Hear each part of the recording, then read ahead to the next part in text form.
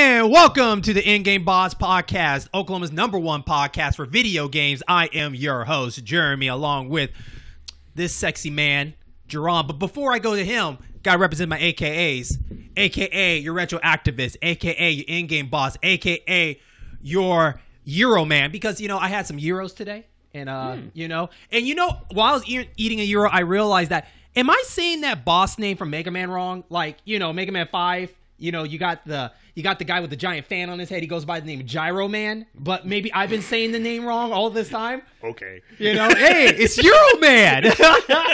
I want to stop. I think I want to be that person that wants to go correct people. Would they do that? Like, who's your favorite boss in, in Mega Man 5? Like, yeah, Gyro Man. It's like, nah, man, it's Euro Man. It's Euro Man, okay? I need he's got Tzatziki inside him. Right. I mean, I hate those people where they correct you on the Japanese term of it. Oh, you know what I mean? It's like, it's Rock Man, not Mega Man. Well, we're not in Japan. Yeah, okay, Clark.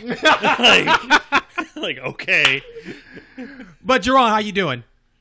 I'm doing fine, you know, AKA the Grumpy Bear, AKA the Evil Vakuk, AKA I'm already tired of being on call. I've been up since about 3 or 4 this morning. So I have yet to the closest I came to taking a nap was laying prone on the couch, wondering where I went wrong for about 10 minutes. You know what you need? You need a Euro. Yeah. You need a Euro. Oh, yeah. Well, I mean, some good lamb Euro. What you gotta do. With some pita chips. Pita chips. And some roasted potatoes. Sorry, I'm just giving you the whole menu that I got at Tzatziki's. Let's do Greek. The lady brought me early dinner. So it was Arby's. I was like, I don't care. I just want something. I want something, you know, not decadent, but guilty pleasure.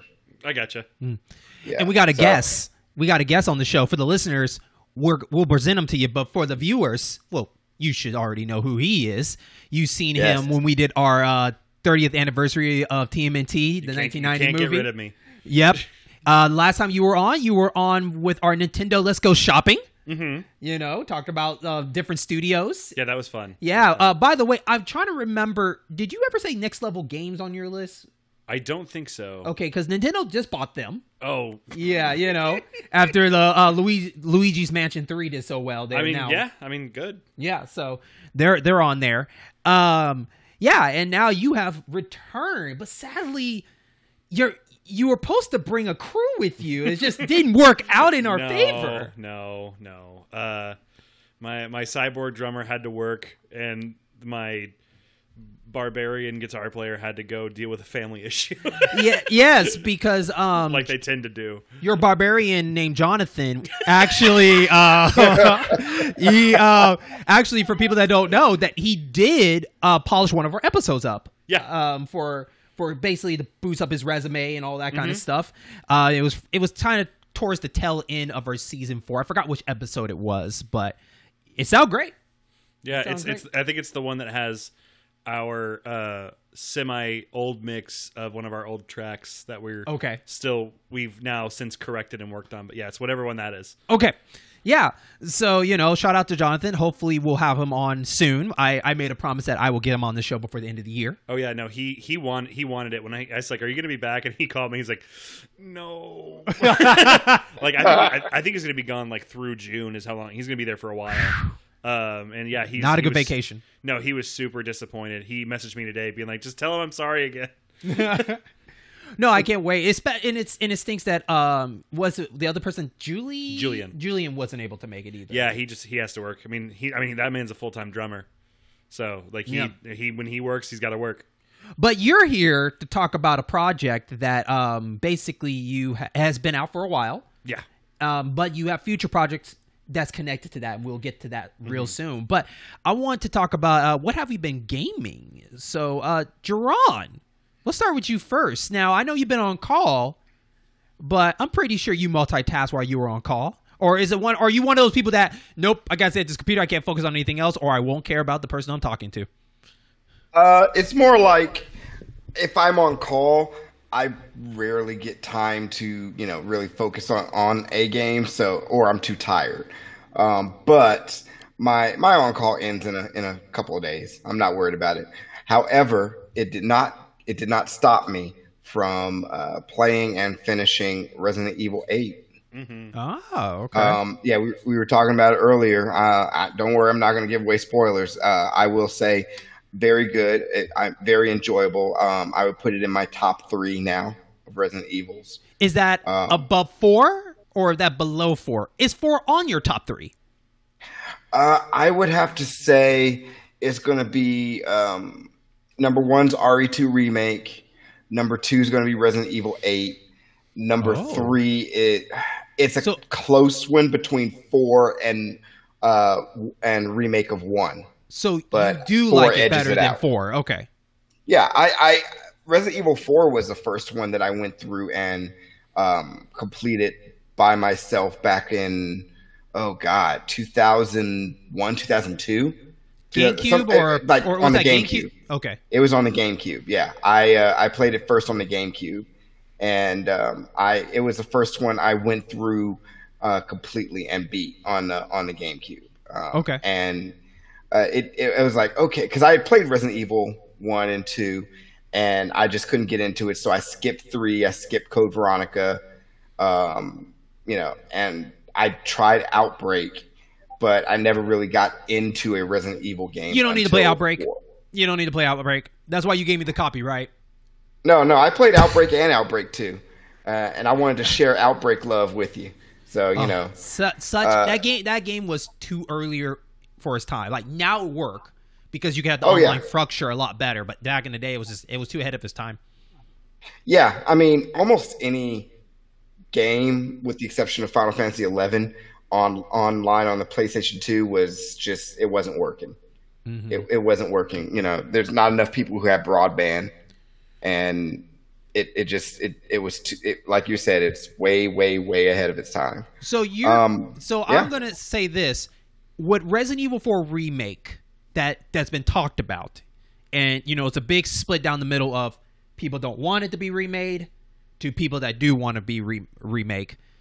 What side are you on? Does I have a chance to surpass 8 to you? I'm on the side of it doesn't need to be remade. I mean, it doesn't need to be remade. It's been remastered and re-released so many times that enough people know about it. There's no, unless they do something incredibly drastic, and I'm talking RE2 remake levels of, drastic. There's no reason to really remake it. You're better Metroid off with Code Veronica. Michael Blanton, aka what's your third one? My third one of what I'm playing? Your AKAs. Guy who gets yelled at 7-Eleven every day. AKA I bought so many damn diapers. AKA man, I'm tired. What's AKA future daddy. Yep. Future baby daddy. No, I'm just kidding. Just kidding. It's coming. What's your thoughts on the Resident Evil 4? Are you on remake or no remake? I think he took the words out of my mouth. It's one of those things it's been remastered so many times. It's been put out so many times. It's at this point it would either need to be super drastic to where it's like Resident Evil 4.5 and like they add a whole bunch to it or like change a whole bunch of stuff, or it's just like just port it. Okay. Like, because it's a great game on its own. You don't really need to change anything. I need to make a list of the most ported games of all time. Skyrim. It's getting up there. Yeah, GTA 5 is getting up there too. Yeah, they're talking about like, it's going to PS5. I'm like, I think honestly, Resident Evil 4 is still surpassed that. It might be. Yeah, it's been a Skyrim only came out on the 360 era.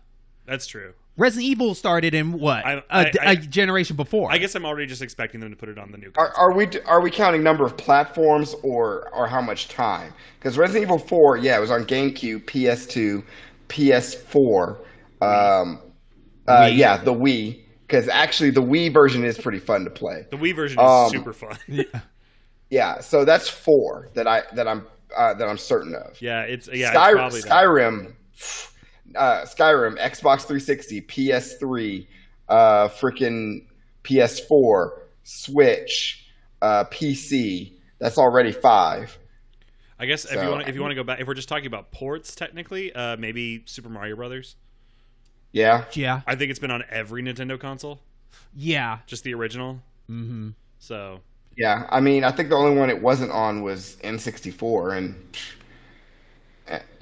no, I think the only one was N64 because it was on. Yeah, I'm gonna have to. GameCube. I'm definitely gonna have to do some research. Do a top 10. That'd be fun. Yeah. So, what other games you've been playing, Jaron? Is that the only one you kind of bounced out? Actually, the lady and I beat the final boss in Valheim earlier this week.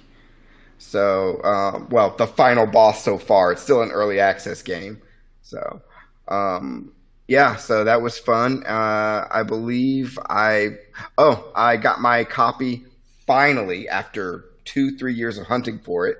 Finally got my copy of Parodius Portable for the PSP. Parodius. Yes, the Parodius Portable, which is real? Like five Parodius games. Yeah. Good for you. Parodius is fun. Good for you. Yeah, I don't know if you've ever played. You played Gradius. Parodius just takes a bunch of Konami properties and just crazy enemies and classical music and just mashes it together. And aren't you like a flying penguin in Parodius? You could be a flying penguin. You could be the original Vic Viper from Gradius. You could be Goemon from Mystical Ninja. Yeah, I remember Goemon. Yeah. You could be a pig. You could be a stick man on a paper airplane. You could be a couple of cute girls. You could be all sorts of stuff, and you're just flying through and shooting things to all sorts of classical music. Yeah, and I've been trying to get my hands on it it only came out in Japan, so I had to order it and have it imported from Japan. Good for you. So it's fun. It's fun. Way to commit. Highly recommend it. Obviously, people can emulate it. Games on NES and SNES, but so see your face. Oh, that's true. See that beautiful and face. Actually, I only played just a little bit of it, but this ties into what we were talking about earlier about Video Games Plus, the new local store that opened up. I ended up getting my hands on F-Zero GX on the GameCube. No, good for you. How much? Yeah. Find. Oh God. You can stop right there. I already know. I'm gonna guess 85. Nope. It was like 130. Oh, okay. But store credit. I had a bunch of stuff to trade in, so store credit. Okay.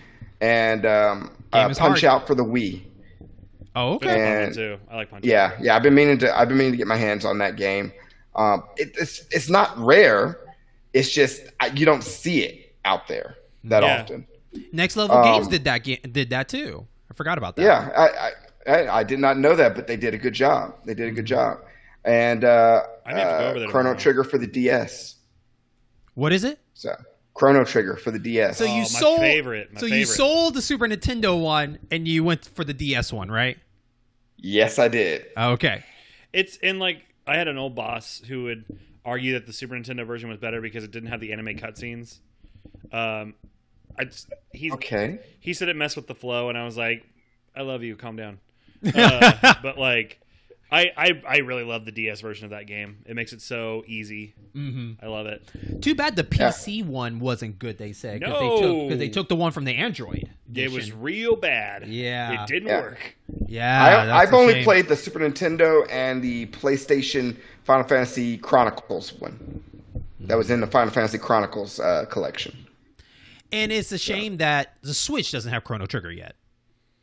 That is a weird choice, but I'm sure they'll get around to it eventually. They'll probably make some super secret direct. I would even argue the fact that I don't even think it's on the PS4. I don't think you can buy it on PS4. It's not. No. You can't. No, I thought you can't. I'm sure they'll probably do some sort of pack that you can download it with. Because weren't they talking about having these packs of games released digitally where you can buy this and you get a collection of these games they did it with Castlevania and a few other things. Yeah, I think it's published to publisher because Square Enix has never really done a bundle thing really to me like that. They never had to. Let me put it this way: they don't treat the Switch the same way. I mean, hell, there's a Devil May Cry trilogy, but you have to buy them separately on the Switch. There's no trilogy. Yeah. So, and that's like Romancing the Saga and the Legend of Final Fantasy Legends. That's the Mana series. You have to buy those. No, actually, I'm wrong. The Legend of Mana, the Final Fantasy Legend. Collection of Mana? Yeah, that I one. think those are bundled. That one is. I think. Yeah. Yeah, Collection of Mana is bundled. But yeah, that does it for all that I've been playing. I've just been playing little bits and pieces here and there. Okay. Resident Evil 8 was a nice palate cleanser. Okay. So, Mike. Yeah. What have you been up to? I know you in that diaper life, but yeah. Is there anything that you kind of revisit or? I've been watching a lot of Resident Evil 8 when I can, because it's just sitting down and doing a game right now is just difficult. But I've been watching a lot of Resident Evil 8 because I'm just a fan of the modern Resident Evil. I love the formula. I think it works good. I like how they do storytelling. And the other one that I'm going to save is because I want to use it for later. I got you. Okay. Well, for me, I am working on a special presentation in August. Well, I'm going to be recording August. I don't know when it's going to come out, but I have been revisiting the road that is Kingdom Hearts. Oh, boy. Yeah, because I have never played the third one. I have the third one, but I want to go back and replay some of the old ones to work my way up to that one to kind of get refreshed, but also, too, I want to do a special in-game boss special of talking about the lore of Kingdom Hearts, but I don't want to go into the confusing story of it. I just kind of want to talk about the lore of it. I don't even think at this point, and I mean this sincerely, I don't even think they really know what's I agree. Going on. I 100% think they're just agree. like, throw it out there. Okay, next thing. Because I was talking to my buddy Brian, and he got upset with me because he told me I was the one that got him into Kingdom Hearts. And I was telling him, and during the conversation, he's like, I think I'm falling out of Kingdom Hearts because I'm just not liking where this is going. I'm not really feeling the idea. It's not going anywhere. Yeah, and he was saying, well, you're the one that got me into it and everything when you hype. It's like, yeah, well, the first one, story-wise was good. Yeah, no, it had a good idea. It was great, and then I think they weren't expecting it. Yeah, to be a cultural touchstone of gaming. But then again, I mean, with the Disney touch, anything Disney touch, it'd be hard if it fell hard. Yeah, I don't think they think it was going to fail. I knew they thought it was going to be successful. I didn't think that it was going to be kids were going to be running down the street singing "Simple and Clean" and like becoming like a whole it was like the My Chemical Romance of the PlayStation 2. It came in, it hit, and it kept going, and then it was gone. Because it was like it was super successful. And then when they came out with 2, 2 was like the Black Parade all over again. It was like everyone was into it. It doesn't matter how corny it was. And like I say that with great respect for the game because like I have friends who love it, and I mean it. Like because I love games that are super corny. Like I'm not gonna ever knock that, but it's like it's just I don't think they know what they're doing. I think like so far on my road is there's too many side steps to the main path. You know what I mean? Yeah, it's so disjointed on how. Yeah. You might as well just watch a video on how it all goes together. Yeah, exactly. I mean, you have the change of memory, the recoded, the drop dream distance, drop distance. Yeah. Yeah, just too many side things instead of just 1, 2, and 3, which 1 and 2's release were not as long as, say, 15 years from the second one to the third one, right? That skipped a whole generation of consoles. It skipped the whole generation, not to mention the side stuff was on different consoles. Exactly. It was a little bit of everywhere. And to this day, the Kingdom Hearts collection is nowhere to be on Switch, but that's just like leaving money on the table. But then you get the new special, the Melody of whatever on there. So, like, I don't know.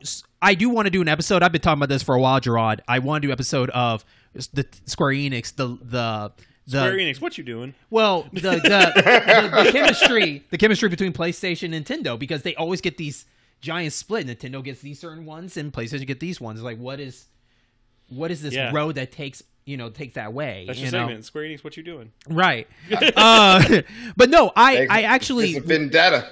Right. I guess ever since, they decided you're not going disc. All right. Well, we know where we're going to cut off. Yeah. So, yeah.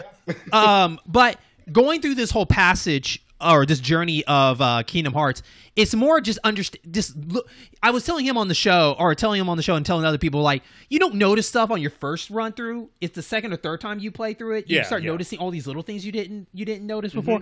So one thing pointed out to me is the fact that, this is a collide of Final Fantasy and Disney, right? Put together, right? So you're getting all these Final Fantasy characters that are around because all their planets got overrun by Harleys or destroyed by Maleficents, from Sleeping Beauty, right? And so I was playing in the first one, and you got Aerith, you got Yuffie, you got Leon, Cloud in the mix. Everybody just sitting here telling their stories and everything like that. And I'm looking at Aerith, I'm like, I think Maleficent saved your life, actually. Yeah. I think you should be a little more grateful. I think you should be joining her, if anything, because, you don't know what happened. I don't think you want to go back home. They just put you back right where you left, so she's going to die anyway. Right. Yeah. And it's just the fact that, like, since they're in this Disney world, per se, it's almost feels like that, like, did Disney create Final Fantasy? in this world, the kind of thing, because everybody can just travel wherever they want and all that stuff. So it's funny to kind of look at it from an outside view of this, like, And piggybacking on that idea, because with the new Final Fantasy setup, with how they kind of like leave it open ended, because they're like making it into Final Fantasy VII parts, which are all full games and everything. It kind of opens it up to alternate universe stuff. So like, are they gonna try to like give you an era of like her living and you can take her to the end of the game, because there's no point in investing in her? I don't know. I have no idea. But I feel like some of the selection picks of the characters they put in there kind of ruin some of it. Like, so in the very beginning of the an island, you see Waka, you see Tidus, some of the characters. I was surprised to see Waka. I was like, why are you here? Yeah. I love Waka, but like, what do you do? You're not popular enough, Waka. And here, John DiMaggio. And here they are around the same age as Sora and Riku and Kari, right? We go to the second one, and we're seeing Auron. Yeah. And then we're seeing Yuna, Riku, and Pain all together as these fairies flying around, per se. I'm like, how is this working? It doesn't. I know. Like, it's so... There's no rules. I know. It's so weird how they select what they want these characters to be formed of. They sit down at, like, Konami. They bring out a huge bowl of just DMT. They all hit it, and they just write stuff down. And then they just, like, yeah, sure. And they just put it on, like, a board. And, like, here it is. Make it work. Because, I mean, like, it's also the idea of, like, how are you going to tell, like, a compelling story when you have Woody having an anime moment? Like, it's... Yeah. Like, it's... And I say that with all respect of the game. Like, I can't stress that enough. Like, I totally respect people who love the game, because the games are fun. Like, give the or games take. are totally fun, yeah. Give or take, other than the first one didn't age very well on the gameplay aspect. Yeah. Actually, 2 looks really good HD up and everything. Yeah, like that. It still is great. All the games beyond that are great. I just feel like they did a little bit too much, and they should have done just like the title, just kept it kind of simple and clean. Just get straight to the point. Yeah. Put the save these planets for the Heartless and all that crap. When that came out, that was the most pirated video game music of all time. I'm not surprised. Yeah, of all time. That was fucking Simple and Clean. I'm not surprised, but it's just... I still listen to Simple and Clean. Like, that's a good song. It is. It's a very surprising song, to the fact that, like, it's super... And they just rolled it in your face all the time. Oh, yeah. Both versions. They had the club mix and the one that makes you real sad when you're in middle school. Mm-hmm. Yeah. I just feel catchy. Like... It's catchy. Oh, it's super catchy. She's a wonderful singer. Yeah. One thing that I think that upsets me so far on this journey is they backpedal a lot of their ideas and not fully committed to it. So, for instance, the summonings. Summonings to me in the game so far are just a waste of time. Like, they are. But the story behind it, I like the fact that you have these summons because their planets no longer exist. They're like, they're destroyed. Yeah. And they become these little gems, and you unlock them, and they're your summons. Right? You got Simba, Mushu, and all this stuff. And then you go to 2, and you're like, okay, I'm going to the Lion King world. I thought this was destroyed. We're going to Mulan. This is destroyed. And it's like, I feel like you backpedal a little bit on there, and you should have just been full throttle of that. But at the same time, I feel like that they had no other extra world, so they had to do something about that. Yeah. And so, but I don't want to say too long about Kingdom, because I want to save it for my special that I'm working on. But I hope that down the road that we start to kind of see them, open up more doors to other old ones and find creative ways. Like, what about Treasure Planet? What about the Rescuers? What about Robin Hood? Like, some of those can come. When they put in Robin Hood, the internet is gonna just... I'm surprised they haven't done that yet. Yeah. I don't know what's holding them back. I don't know, but when they do Robin Hood, man, the internet is gonna freak out. It's going to be like Renamon releasing in Digimon onto like 3D models on the internet all over again. But I honestly think he gets it. Right? He gets it. But I feel like that with 3, if people say 3 is the one that kind of helps end the story, I hope that they do a refresh and just start brand new. You know, leave these characters, leave their story done at the door. Like, let's start over and do a new set of characters. I'd be cool with that. Yeah, like it was fun with Sora, but we spent over 20 years with this guy. Let's just pack up and move. And so, and then I started playing the Yakuza series, getting back into that. Since I bought 5, now I'm on that train, so I've been back and forth. So I'm trying to complete all those before the end of the year, hopefully. Complete? Oof. I'm not a completionist, just getting through them. Okay. Yeah. Okay. No side quests. No, I'm not a completionist. I don't have time for that. No. If people, it's not worth it anymore. No, if you listen to my our episode, "You Changed Man," that's one of the things we have changed as gamers. It's like I'm not a completionist. I don't have time. I need to get in, get out, and move on. Yeah. And so I don't like. I'm fine with the game being like I'm cool with 60 hours. I'm cool with 40 hours. I'm cool with 30 hours. Like I'm cool with all of it. But yeah, like if you're gonna like. I got to be able to like just pop in. If you're gonna make me do a whole bunch of superfluous side things, I think the only games I ever remember completing was like Mario 3D Land on 3DS, and I think like 007 on GameCube, and that was it. Okay, that was it. Well, you know, with all these games, there are certain games that we wish we had more time to go back to, which brings into our segment, "Baby, come back." Any fool can see. Baby, come back. What's the next line, Jaron? I was wrong, and I just can't live without you. There you go. As you know, this is our special segment where we talk about games that we wish comes back to our hearts. Not Kingdom Hearts, but in our hearts, where we would love to discuss and see what's the best way for them to come back. Brought to you by the World Gaming Trade Show that I do with my buddy Brandon, based on, you know, bringing these classic games back and talking about who do we think should be the developers to do that. It's a great show. I love that show. I love listening to that show. That's so fun. And y'all have a lot of fun on that show. Yes, I know, right? You listened to our Parasite Eve and Shinobi episode. That was a good one for you. The one coming up is quite a beefy, interesting one. I'll go ahead and tell y'all what it is for the listeners so you guys kind of get hype about it. My buddy decided to troll me and do Seaman. Oh. Yeah, so he does do Seaman on the Dreamcast, and then I bring in F-Zero. So I don't know if you know how hard John wants a new F-Zero. Well, John, oh man. I think we talked about it before. I told him like a part of his song sounded like F-Zero, and he was honored. Oh no, he loves like that game you just bought. That's like John wishes he still had that. Like it's so good. I miss F-Zero as well. So on that episode, of course, you know, we will talk about what developers that we think can make that happen and what kind of features that we would like to see on there. So definitely check that out. That will be coming out on the 31st of May. And next month, we have a very, very special one. A one that we shouldn't touch, but we're going to. And we're going to see what happens. And I'll give you all a clue. It has to do with time. And I'll leave it at that. So I have my 2 guesses. So, but we'll talk about that off the show. Okay. So, but Mike, you're a special guest. You've been on here all the time with us, even back to the Gamer Stand era and everything like that. I miss those guys. Yeah. So, I want you to tell us, what is your pick? What is the game that you want to come back? In this game, or for game franchise, or however you want to put it, because I don't count the 2008 release because it was just a remake of the first game. Okay. Klonoa. I loved Klonoa. And that's one of the games I was playing. Is I found my old GBA and I was playing the Klonoa on GBA again. Mm-hmm. It's one of the first games I got on GBA. Okay. It's just a solid Namco platformer. The character's fun. The music's great. It's not too hard. It's enough of a puzzle platformer. The mechanics are fun. I think the last release, if my memory is correct, I think the last release was technically, like I said, the remake was in 2008 on the Wii, and then before that, I think it was 2003.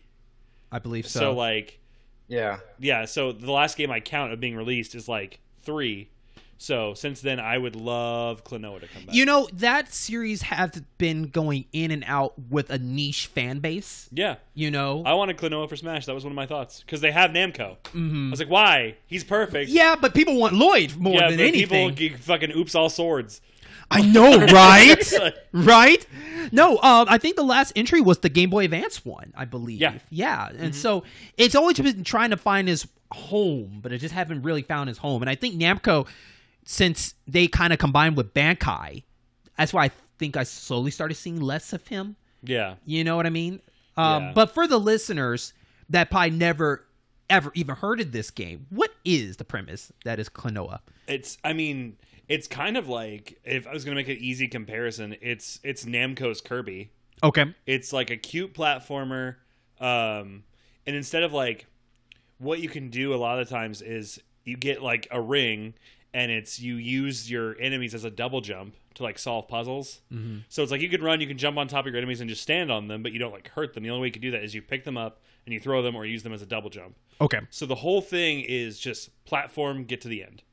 Much like your 2D Mario, much like something like that, but you're solving puzzles, it's really just super basic. It's solving puzzles, and like the lore is like weirdly dark, but if you're just going in, it's like it's not that bad. like Kirby.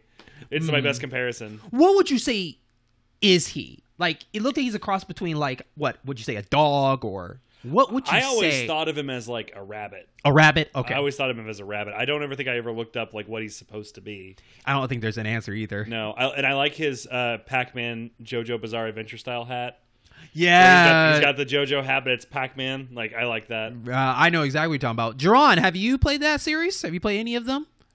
Any of the Klonoa games? Yeah. No, I've heard of it. I've seen them, but I have not had a chance to play any of them. I think the first couple are on the PlayStation Store. Maybe I'll try and find it on the PS3 store. There is the first one, I believe. Okay. Yeah. So I may try and find that. I have mixed feelings because my girl talked about Tomba so much, and that I played it, and I was like, okay, it's cute, and it quickly wore on my nerves.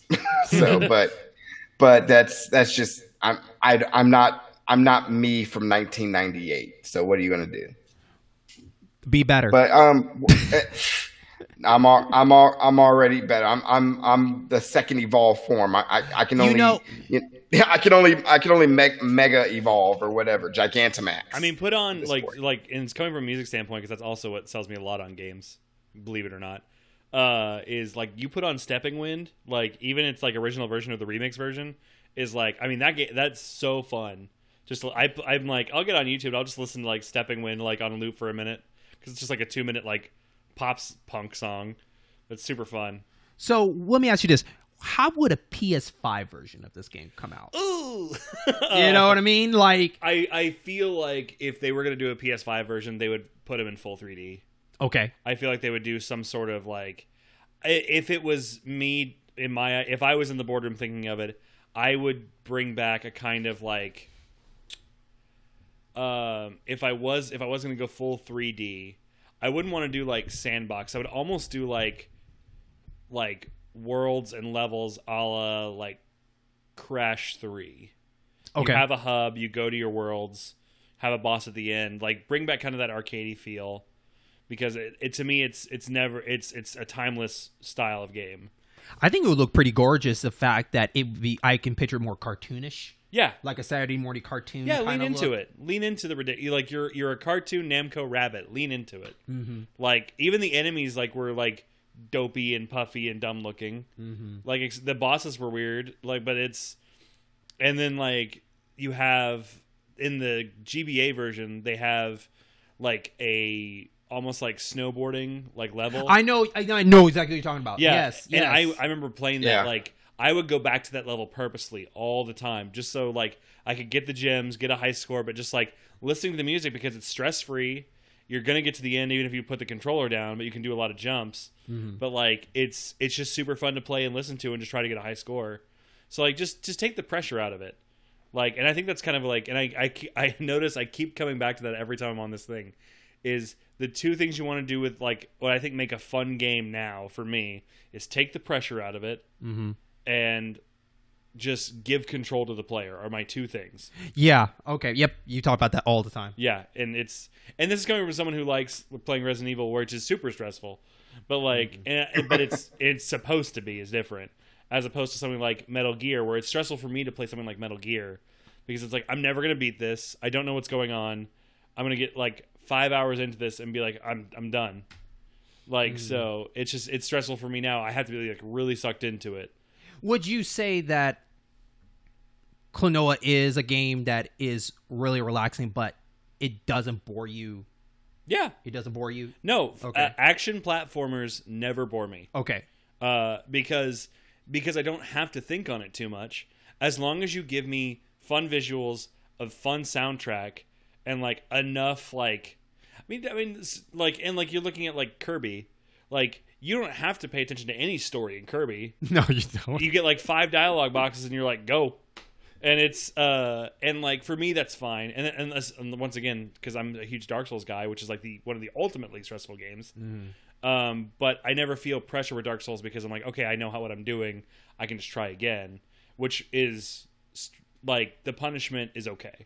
It's enough punishment to be like every now and then where I can have that anger moment of like I lost like so much progress, but I know I can just go make it again. You know, it's funny that Namco never really embraced him as like a mascot for Namco. I don't even know what Namco's mascot is. Pac-Man. Dude, but they lost it that much? Like, dude, Pac-Man was crazy. No, I'm not saying Pac-Man is like not popular. I'm talking about like I never see him like as a main logo. Like you look at magazines and stuff, he's not there like chomping away or anything. Like Namco is just the maroon Namco on there. You know what I mean? Yeah, he doesn't have to be. I mean, Sega has Sonic as their mascot. They don't have him plastered over everything. But in magazines, they mostly do. Yeah, they did in magazines a lot. Yeah, a lot of magazines. You just sit by the Sega sign, chilling. You know. Yeah, but I mean, come on. Who's doing magazines anymore?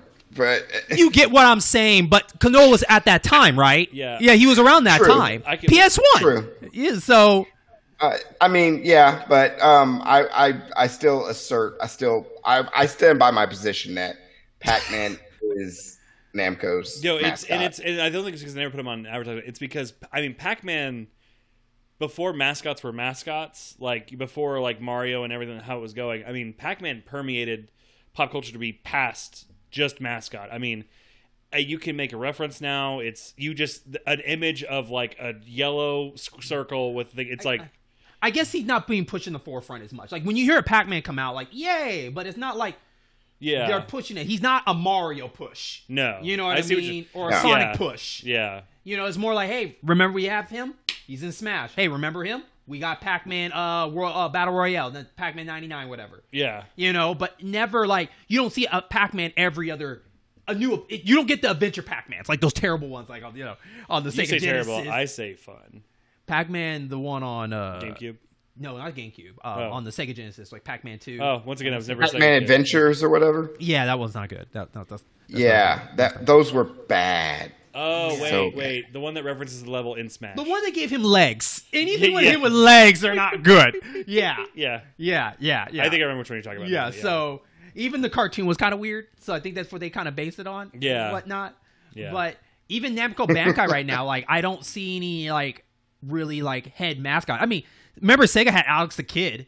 That guy got thrown away the moment that like Sonic came. Like, yeah, you're not working for us. Yeah, no. Move to the side, you know.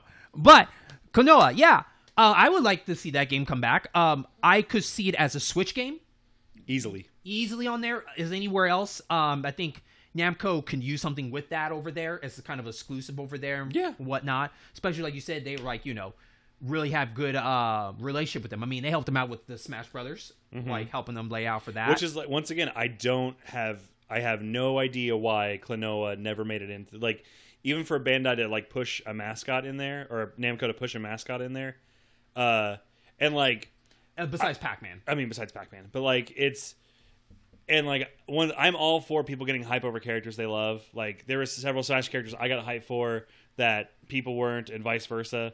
Like, am I big on Fire Emblem? Not really. But I'm hyped for other people who are. Because, like, John, big into Fire Emblem. And so he loves it when Fire Emblem characters come out. Me, I'm always a fan of, like, the wacky, weird ones. I was a big fan of Piranha Plant. When Sephiroth came out, I thought it was very funny. But like, because he fits, his moveset's easy. I think because he also like, that was another thing he had, I forgot until just now. He has like a move that like uses like his ears for like a stun tornado. Okay. And it just like dizzies the enemy so you can like pick him up. And it was always super responsive. Like, I mean, like as soon as you hit the button, the ring. So it's like real fast once you get decent at it. But like, the idea, he has a stun, he's got the ring, just in general platform moves of just punch and kick and use the ears, use the tornado as like a jump and a stun. Like, easy character. It's also like when I was talking about wanting Simon Belmont when Smash came out on 3DS. Yeah. And I was like, why do they not have this guy? Like, and like, because I think out of all of the ones I wanted, like in Smash for Ideas, were like all of them got picked except for two, which was Bomberman and Klonoa, which would fit perfectly, but they made Bomberman and Sister OP. But now they're in that pot along with the character I really want more than anybody in there, and that's Earthworm Jim. But Earthworm Jim is never going to be on there.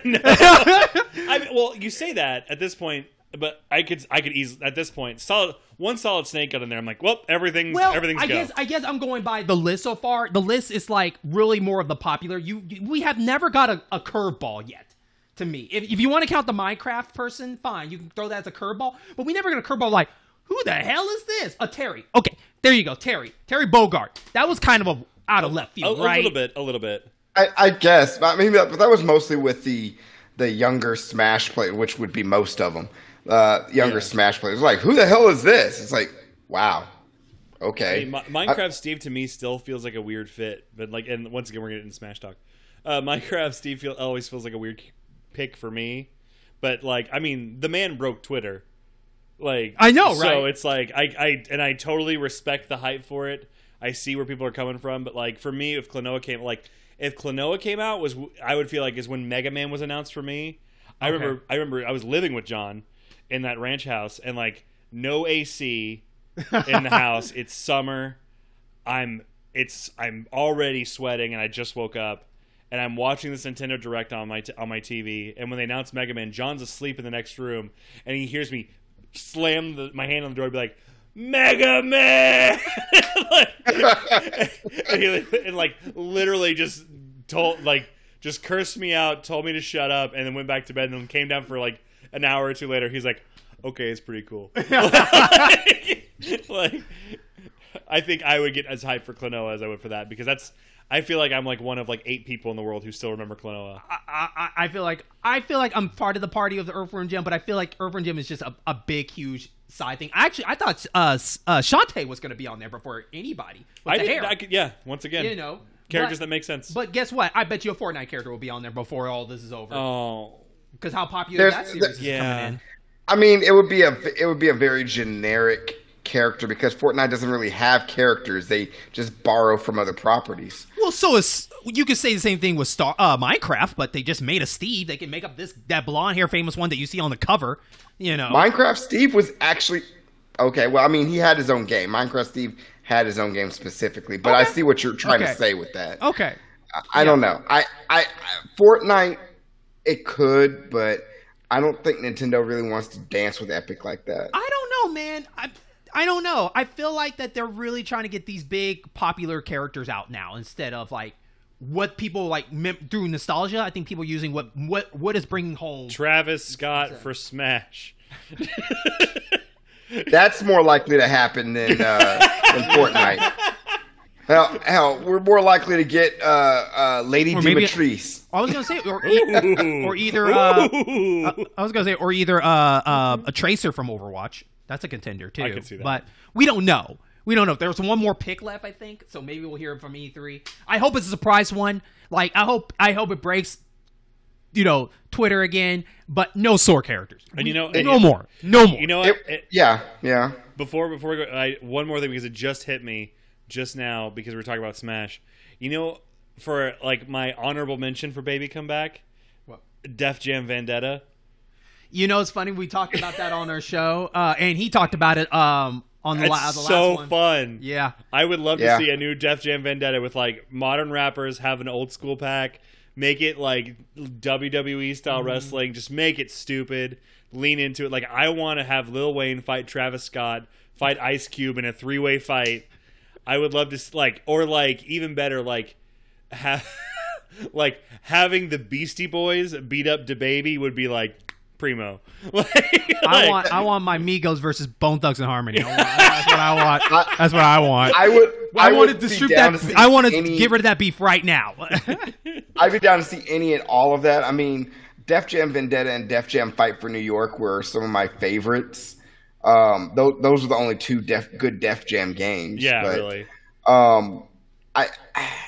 I don't know if, I mean, some of the artists today might be down for it, but a lot of them their egos are too damn big. They are. They wouldn't want, they wouldn't want, it's like, man, I don't want to be in no game if somebody can beat me up. I'm supposed to be the man, blah, blah, blah, all that stupid stuff. Can be. That's why you're not in the game then. All right? Yeah. That's why you're not in the game. I mean, my honorable mention, I don't know why I didn't think of that one earlier. There's always many more later. Oh yeah, yeah. The more will come to me later. But honestly, I'm down for that. But we need to have a good section of women rappers too. Oh yeah. Yeah. Find some for me. Anyways, please find some that last long. Okay, most of the time, most female rappers only last for about 3 years, and then something happens to them. Samus is still out there. Okay. Name me an artist other than Missy Elliott that fell off and never came back. Samus is still going? Samus? Latifah? Yeah. She's still going? Is she well known, though? I mean... Is she up there with MC Lyte, The Brat? No, but, like, she good. Even Nicki Minaj, the most biggest one. Latifah. She retired. The Queen Latifah. Still which one? You mean the one that stopped in 93 and came back again in, like, I don't know, 2000, I want to say 2001. And then went to movies after that? What do you want to... The Bringing Down the House edition? Which one? I would love Bringing Down the House, Queen Latifah, and Def Jam Fight for New York. But no, I want House Party 2, Queen Latifah, Def Jam. And, like, I don't know why they don't have the Beastie Boys, considering the Beastie Boys were, like, one of the first people on Def Jam. That's a good yeah. Like, I would love, like, LL Cool J, Beastie Boys. God, who else was on Def Jam that wasn't in that Method game? Man and Redman. Method Man and Redman. Just put Run DMC versus the Beastie Boys. There you go. Yeah. Okay. Yeah, no. So, let's move on. We about to start a new show. Oh yeah, no. Bring me back for the Def Jam Vendetta episode. So, Mike, we have you on here because you have a project that you released a song based off of. Yes. Balfire. Yes. You talked about this a while back. I remember you gave me a sample of it. We listened to it, but it wasn't quite done. It's been going for years. Yeah, well, at the time then, maybe 2 years before I heard it. Yeah. And years after I heard it. But this is a project you've been working on, would you say, during your personal album that came out around that time? It started shortly. I would say probably the idea came to me probably 6 months after Juggernaut's release. Mm-hmm. Probably started because it started as like before even Balefire was a thing. The album that's coming started out as just a Metroid Mike album. It was going to be a small little EP, 3 or 4 songs, a couple minutes long. Now, before you continue on, for the listeners right now, tell them where they can listen to your album Juggernaut and Balefire right now. Okay, so everything I have is on Spotify, Bandcamp, iTunes, Google Play, Amazon. It's on everything. Thank you, DistroKid. I love working with them. They're great. Yeah, Balefire. It's a Wheel of Time reference. Not a lot of people know, and that's fine. Mm-hmm. Do they just search for Balefire? Yeah, you can search Balefire, or you can search for the song Two Mimics to Midnight. Okay. Which is a great pun. But yeah, it started out as like it was a fun little fantasy EP, and it just grew because it was John and I have been orbiting each other in music he's been my best friend for years. And just like we're always in like each other's side projects, we're always in each other's thing because at the time when this started, he was like doing a band with his brother and another friend of ours called Achilles Tendency that failed out. Okay. And then I was in... God, what was I in at the time? I think I was just like doing bass work and doing my own stuff. And then... and eventually I was like, hey, I'm doing this like fun idea. And he was like, oh, that sounds really cool. And I was like, hey, why don't we try to do some fun things and like throw some guitar into this? And he was like, okay, yeah, we can do that. And we were just talking about it, and then it grew into, well, our friend Julian's available, and Julian is way too good for either of us. Shout out to him. Oh man, having a drummer from the Ivory Coast, West Africa, has been the best part of this band. Like that take you hear, first take. Really? Yeah, we gave him a run through. Like we just sent him like our stuff on Google Drive, and he just like, yeah, I listened to it today. Can I listen to it one more time? I was like, yeah, and he listened to it again, and then we hit record, and then he just can do it, and it's fun because it's the counting and the ear for music is so different from a foreign country, so it's nice to have this flair, this like African rhythm flair in our music, that you don't get anywhere else. Okay. And he's so happy and so positive. He makes everyone in the room smile. He's the pretty one in the band. I mean, I'm not even kidding. He is probably my height, just beautiful dark skin, long dreadlocks, and just sounds like French African, and just so hunky. Just so hunky. And how'd you get introduced to him? He went to ACM with us as well. Okay. He was in much more working, successful bands than what I was in. Okay. He was one of those guys. And Julian's very much like, I want to be friends with all these people. And I'm like, this guy is too cool for me. And I was just... And he played in John's band, Chateau. And John and Julian, I mean, were Chateau for a long time. And Chateau, I mean, they opened up for Styx. Really? Yeah. What year did that take place? I have to ask John. Okay. It was post ACM. Okay. But it was, I mean, opened up for Styx, which is like something I've never gotten to do. I don't think a Game Boy will ever open up for Styx. But like we started this thing and like we're like, well, who can we get to do drums? And he's like, well, Julian's available. And like, we'll try this fun idea. And then it just kept growing. It's like, well, what if we made it into a stage show? Okay, well, we can do that. Well, because the concept album was based on a D&D game that me and my friends back in Tulsa played, and my friend wrote. And it was just like a personal little fun little game that we wrote and played in one night. Okay. Like from like 10 p.m. to 5 in the morning, we played this one game of D&D, and like we were dead afterwards. It was like the kind where you hit 2 a.m. slap happy where everything's funny. Do that while you're playing D&D. It's either the best time of your life or the worst. And it just grew and grew and grew. I was like, well, what if we did costumes and characters? Okay, well, what if we took the stage show and we actually took the D&D game and made it into a concept album that's on, and it just kept growing and growing. I was like, okay, I'm gonna have to do an entire album again, and it's just been, and I mean, we wanted it to be exactly how we wanted it. I didn't rush it. We had big gaps in between it because John was in law school. Mm-hmm. I mean, we were working on this before I got married. Okay, that's how long this has been going, and like. He'd work on something for a while, and then I'd take it back and work on it, and we just hot potato it back and forth. And I think at this point now we have one, because we wanted to add it in because we wrote it for something else and it was too good. We're like, okay, we'll add this one song in here, and after that it's recording the script for the voice acting, doing like doing a table read, seeing how it works, sending off the script to someone that I want to bring in, who I can't talk about yet, to do a voice on the album, which I think one will fit and two will be a big boost to the band. And then, because at the core, the band's just me, John, and Julian. The other guys we have, really, they have all this access to stuff. They have charts, but like we don't use them for recording unless they absolutely want to. So why the heavy metal choice? Because me, John, and Julian just love the old heavy metal sound.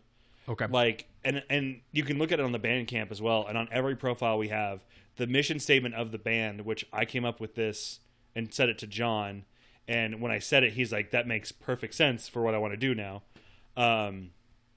is I wanted the music to be what you hear when you look at the cool wizard painted on the cool van. Okay. Like that's the mission statement of the band. Yeah, I saw that on Bandcamp and on Spotify. That makes sense. Yeah, it's once I thought of it, I was like, there it is. That's what this band sounds like. Because me and John have such big difference in influences, even though we love the same stuff. Like John comes from super, like he loves hardcore death metal and prog, and I came from punk, and also with John Thrash too, punk, fantasy, and like heavy metal, capital H, capital M, heavy metal, and just the two influences that kind of collide. And then you got Julian, who got into metal because of System of a Down. Okay. Which we're all big System fans. Which anyone with half a brain should be a System of a Down fan. Or at least like one of their songs. Yeah, for real. They're so incredible. Don't sound as good live, but sound great in the studio. They're incredible musicians, incredible people, but yeah, sometimes they just do not hit it live. And he got into it because of that, and he found this stuff, and he was like, "Oh, this is incredible." And then when he eventually, I think Julian came to America, like, I think we probably met him like, I don't know, maybe 3 to 6 months after he came to America, something like that. Like he came over for school and everything, and like just meeting him was like, oh man, you're so like, I want to be around you just because like he makes you happy. Like I can't stress how much fun it is to work with Julian. Like I've never met a more professional drummer and a more positive drummer. Because that's another great thing about this band is there is like zero drama. Why? Because we got rid of vocalists. Oh, shots fired. Oh man, there's no ego. No, there's no, because each one of us gets our own character. Each one of us gets our own like thing in the songs. Like yeah, the Game Boy's kind of like the Game Boy's like the vocalist, which is kind of the gimmick of the band. But like, what's the Game Boy gonna do? Like, it's and like me being the guy who has the Game Boy, being the front man, I very much like to spread that job around. I like to give everyone their strength. Like John does our mixing and mastering. We have a guy who does like our pickups now. So it's like this thing is so DIY. It's literally just been me and John. The only thing we've sunk money into is gear for ourselves or paying the distributor, and that's it. Okay. And working with these guys is drama-free. Everyone knows, hey, this band is for fun. Like, yeah, we want it to be successful. We want it to be popular. We want to go out and play some really, really fun shows whenever that's a thing. Mm-hmm. But we don't have to deal with the ego because all of us have our own spot to shine. All of us have our own ways of doing things, and I just let them lean into it. Like I'm not going to tell Julian how to play drums.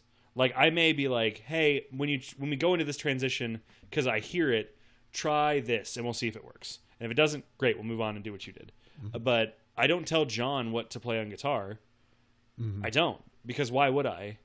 Like I'm going to let everyone play to their know strength. Your place. You basically No, yeah, I'm very much the idea man of this band, and this was my brainchild. But like I let it blossom into something bigger because I have teamwork, because I have collaboration, because I have, different places I'm pulling strengths from. Like I'm not going to tell my drummer how to do his job. He knows how to do his job. And with John mixing and mastering, I mean, I'm the one asking questions. Like, hey, can we do XYZ with this? Can we do like I throw out ideas. And like I guess the best way I've described it in like comparison for video games, like you know how that old interview with like Miyamoto talking about making Metroyd, and one day he just kind of walked in and was like, what if she had like a bug for a head? and that's how they did it to develop the visor system. Mm-hmm. And that's how I approach it. I told John, I was like, hey, what if we like add like this effect here? Can we make this song more this? Can we do, and he'll be like, and then we sit down and like we just fiddle with it. If it doesn't work, we move on. Mm-hmm. But like just I let it flow into what it is, and I think that has been my best strength because we don't have vocalists to worry about. So how do you guys know for this song particularly? When did you said you worked on this for years? How did you know when it was done to you? So, and this is also a funny story because John got a little upset with me about it in like a support, like you're being too hard on yourself way. Was I wanted to take this opportunity to like really, really try to write a melody. And I had very specific songs in my head when we wrote this. It started out as a very like droning doom metal kind of thing. And I have the recording somewhere of just us playing guitar in his living room. And I mean, it was just, I wanted to write a song again that focuses on like one riff and has it going and that's how it works. And it blossomed into something more because once again, I leaned into everyone's strengths. I took the bass rhythm and I wrote out all the chords I wanted, and they're pretty simple. And then I went in and just did that with the guitar. I sat there with the guitar, did it. I was like, okay, now I'm going to do what I'm not strong at, which is make a melody. My melodies are never super, super strong. Mm-hmm. They're very, very basic, which I need to just learn to be okay with. But I leaned into it. I tried to make a melody. I sent it to John. He's like, we can make some tweaks. I was like, don't tweak it. It's awful. And I was like, I'm going to write a chorus.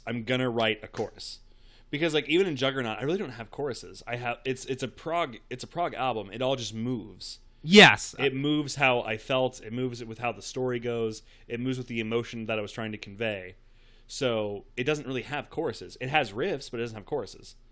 Arguably the only one that has like a chorus is probably the last song because it's like loops through. Mm-hmm. But like with Mimics, I was trying to write a chorus. And finally I was like, I can't do this. Like, I mean, I was writing a chorus for like 6 months, coming in and out, just sitting like once a week, sitting down with the guitar and be like, I'm playing this section on loop. What can I think of? So I have a scale. Let's work with it. And I just couldn't make it work. And finally, and this is also when I learned to lean into the strengths of my musicians and not just put it on me to give them a product. Was I talked with a friend who was a jazz piano player, and I was like, here's what I'm thinking of. He's like, you're close. Maybe try something like this. And he's like, I was like, cool. And I took that idea and I ran with it on my own, which was you hear in the verse melody.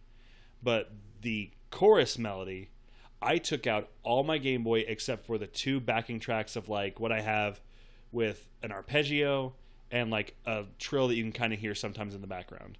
I took the lead part I wrote on the Game Boy out. I took out my guitar that I wrote on the Game Boy, and I said, here, you make it. Fuck this. Like, you do it. And he's like, and he's just like, okay. And like, I mean, a week later came back to me with that chorus. I was like, I hate you. Like, 2 weeks, like max. And it's just like, okay. I hate you. Good job. Yeah. Like, and that's kind of how we do it. And so I was like, okay, I'm going to step back.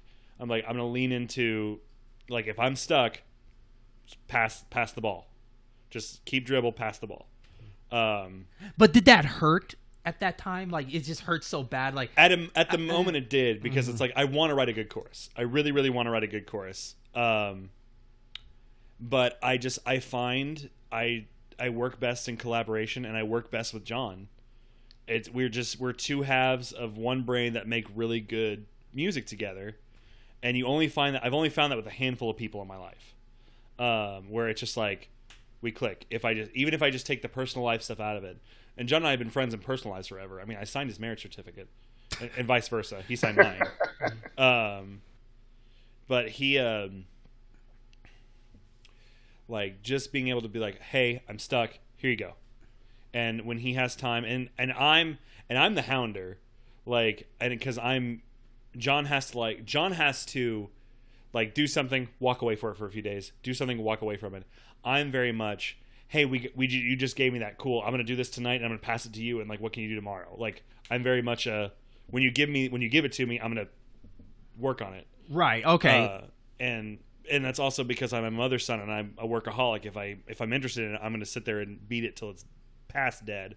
Okay. But yeah, I felt like when it was done was when we recorded Julian that first time and we just had it set. I was like, we got a song, we're done. And then John was like, let me mix it. and then once we did that, and we were developing techniques for how we like to mix things while on the fly. That's because that's kind of the fun thing we learned from a friend Dustin is sometimes with music, pseudoscience just works. Mm-hmm. And so we're like, well, I was standing here, so that's going to affect the sound because we're in this room. So I need to stand here while we're recording at all times. And like, we need to mic it this way because let's try this. And then John just developed his own mixing techniques because he would look at some stuff and like, okay, I'm going to go to my program and see how I like it. And like, just sat there and made this huge mix. Like, I can show you guys a track like here in a little bit that's unreleased. Like he made Julian's drums so huge that it's 80% of the song. Okay. It's just Julian's tom work. Okay. And it's so fun. Okay, so let's talk about the just the song in general. If you haven't heard the song yet, we gave you the link. Maybe you should pause the show for a minute, give it a listen, and come back. It's a good time.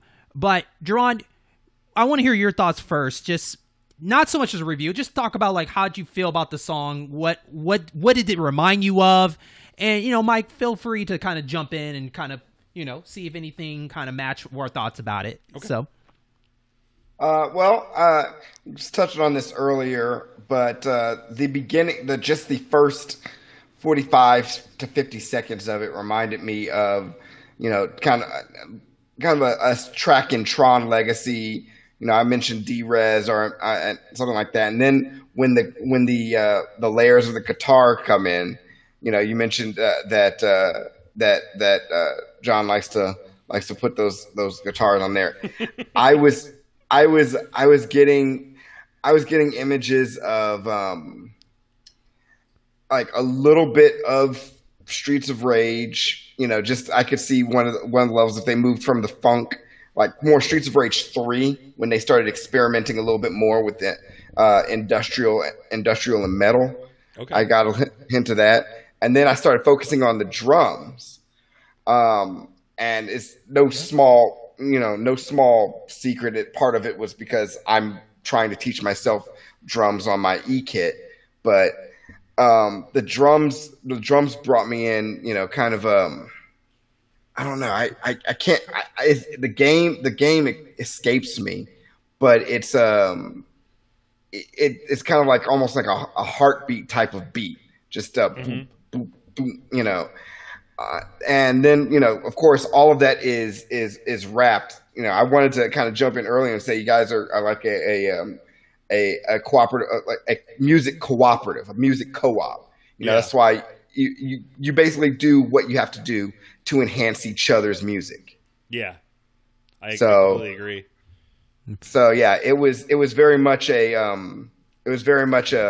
Voltron, of music there. With you, bringing it together with the chip tune, that techno. I think it wouldn't have, without your chip tunes, it wouldn't have given me that Tron feel. Which Daft Punk worked on that, so I'll take that as a big compliment. Definitely Lord of the Rings came to mind. We talked about this earlier, that, Lord of the Rings is your life. It's a huge part of my growing up. Yeah, and you could definitely hear in here, especially at the very beginning, especially when you hear the drums go into more of a marching kind of sound, like that dun dun. Like it has definitely that march, everybody building up to get ready for a fight that's about to happen. And because I'm just Mr. Tangent, and it's because it's such an important story. I remember the exact moment Lord of the Rings changed my life was when I first found it. Was because of the movie. Because my brother showed me the animated like Rankin Bass Hobbit when I was younger, and I was like, in my head, I'm like, oh, this was really fun. I really liked it, but like, I didn't know it was like a thing. And then the movies came out. I remember because my mom was like, hey, because me and my mom every winter would go watch movies together at the movie theater, and I was getting a little bit older because I forget the exact release date. It came out. I mean, I was still young, but I was making my own choices. I wasn't a toddler, but we were walking around the movies and everything like that, and this is when I was like, okay, my mom's cool, because we saw one movie and she's like, let's go watch this one, and I was like, we got to go buy a ticket. She's like, no, you don't. And I was like, okay, and so like we went and we watched this other movie, and she's like, well, what do you want to watch now? And I was like, I just saw Lord of the Rings, like I didn't know it was a thing. I just literally just looked, and this was like one of these like life-changing moments of like my life could have gone this way or this way. And I was like, we can go see that one. And she's like, well, it's in the middle of it. Let's go see. And like we looked at it, and I came in on the scene of Fellowship of the Ring when we're in Isengard and the camera's panning around. You see all these orcs and everything. They're making the Urukai. Mm-hmm. That's when I first came in. And I remember staring at the screen, mesmerized, being like, what is this? Like, I was like, this is something important. And Mom was like, hey, it's still got a little while to go. Let's go watch this other movie and we'll come back in here in a minute. So we go in and we watched part of Tim Allen's The Shaggy Dog. And, and she's like, okay, it's the last movie. We go watch the theatrical cut of Lord of the Rings. And I started and I sat there and I watched it and I was silent. And I'm a movie talker. I love to comment on movies. I love to rib into movies. I love to make fun of the movies, even though I'm enjoying them. Love to make fun of movies. It annoys my wife. But I remember just being silent the entire time. I'm like, what is happening? I don't remember half of these people's names. And you shouldn't at that time. Yeah, but I'm just like watching it. And when it ended, I looked at my mom and was like, that's it? And she's like, well, there's got to be 2 more. I was like, how do you know that? Like, because like my mom knew Lord of the Rings. And like, she's like, no, it's a book. I was like, they make movies out of books? Because all I know is cartoons and fucking Tim Allen. And I was just like, that's a thing? And she's like, yeah, it's 2 more books. And like, we'll be getting them later. And I was like, oh. She's like Star Wars. I was like, oh, okay. Because that was my other big thing. Because I had that when I was young. And so that moment has stayed with me my entire life, was watching Fellowship of the Ring with my mom. So would you say the scene that you first saw going in the first time before leaving, would you say that was the spot that I'm talking about at the beginning was kind of that inspiration right there? Super. Okay. Like that moment was when I was like, oh, I want to be an orc forever. Like, okay. Like that was like Isengard with Saruman standing over them making the Uruk-hai. I was like, this is my life forever. Like it was such, like it's been in all my music, like all my love of that stuff. I mean, that's what got me into like, I went back, I was like, I need more of this stuff. So I went back and rewatched Rankin Bass The Hobbit. I was like, I need more fantasy now. I was like, well, you're really young for it, but here's Conan the Barbarian. And I was like, oh, nice. And I was like, okay. And I watched it and then fell in love with that movie and read the books and read the comics. It was such like, so yeah, with Two Mimics, Lord of the Rings has always been an influence on all of my writing. Okay. That soundtrack, I think, is one of there are very few things that like are a perfect soundtrack. Now, weirdly enough, I'm not saying that there's a song from there, but I could also hear this song say from like a He-Man. I could see, I can hear this in a He-Man show. Like an intro from that, like someone telling the story and then bam of that. Also, a little bit of Flash Gordon. Really? A little bit. Okay. That's it. I mean, it's pulp. It's pulp. Yep. It's just so much because like because Flash Gordon, it's a movie that tries too hard, and sometimes I can feel it's like a movie and a show. Yeah. Yeah. I guess I'm referencing more of the movie. Yeah. That mess of a movie. But I guess I get the part where they are like traveling to like I forgot what the place, but what is the actor's name that played it? In 007, he was the next one. Oh crap, it's gonna annoy me. You watched all those 007 movies too. I did. I was about to say, it was like, what? Timothy Dalton. Yeah, Timothy Dalton. Timothy Dalton played like some kind of like woodland leader, like a Robin Hood kind of person or something like that. So when they were flying over there, that's where I kind of got the idea from.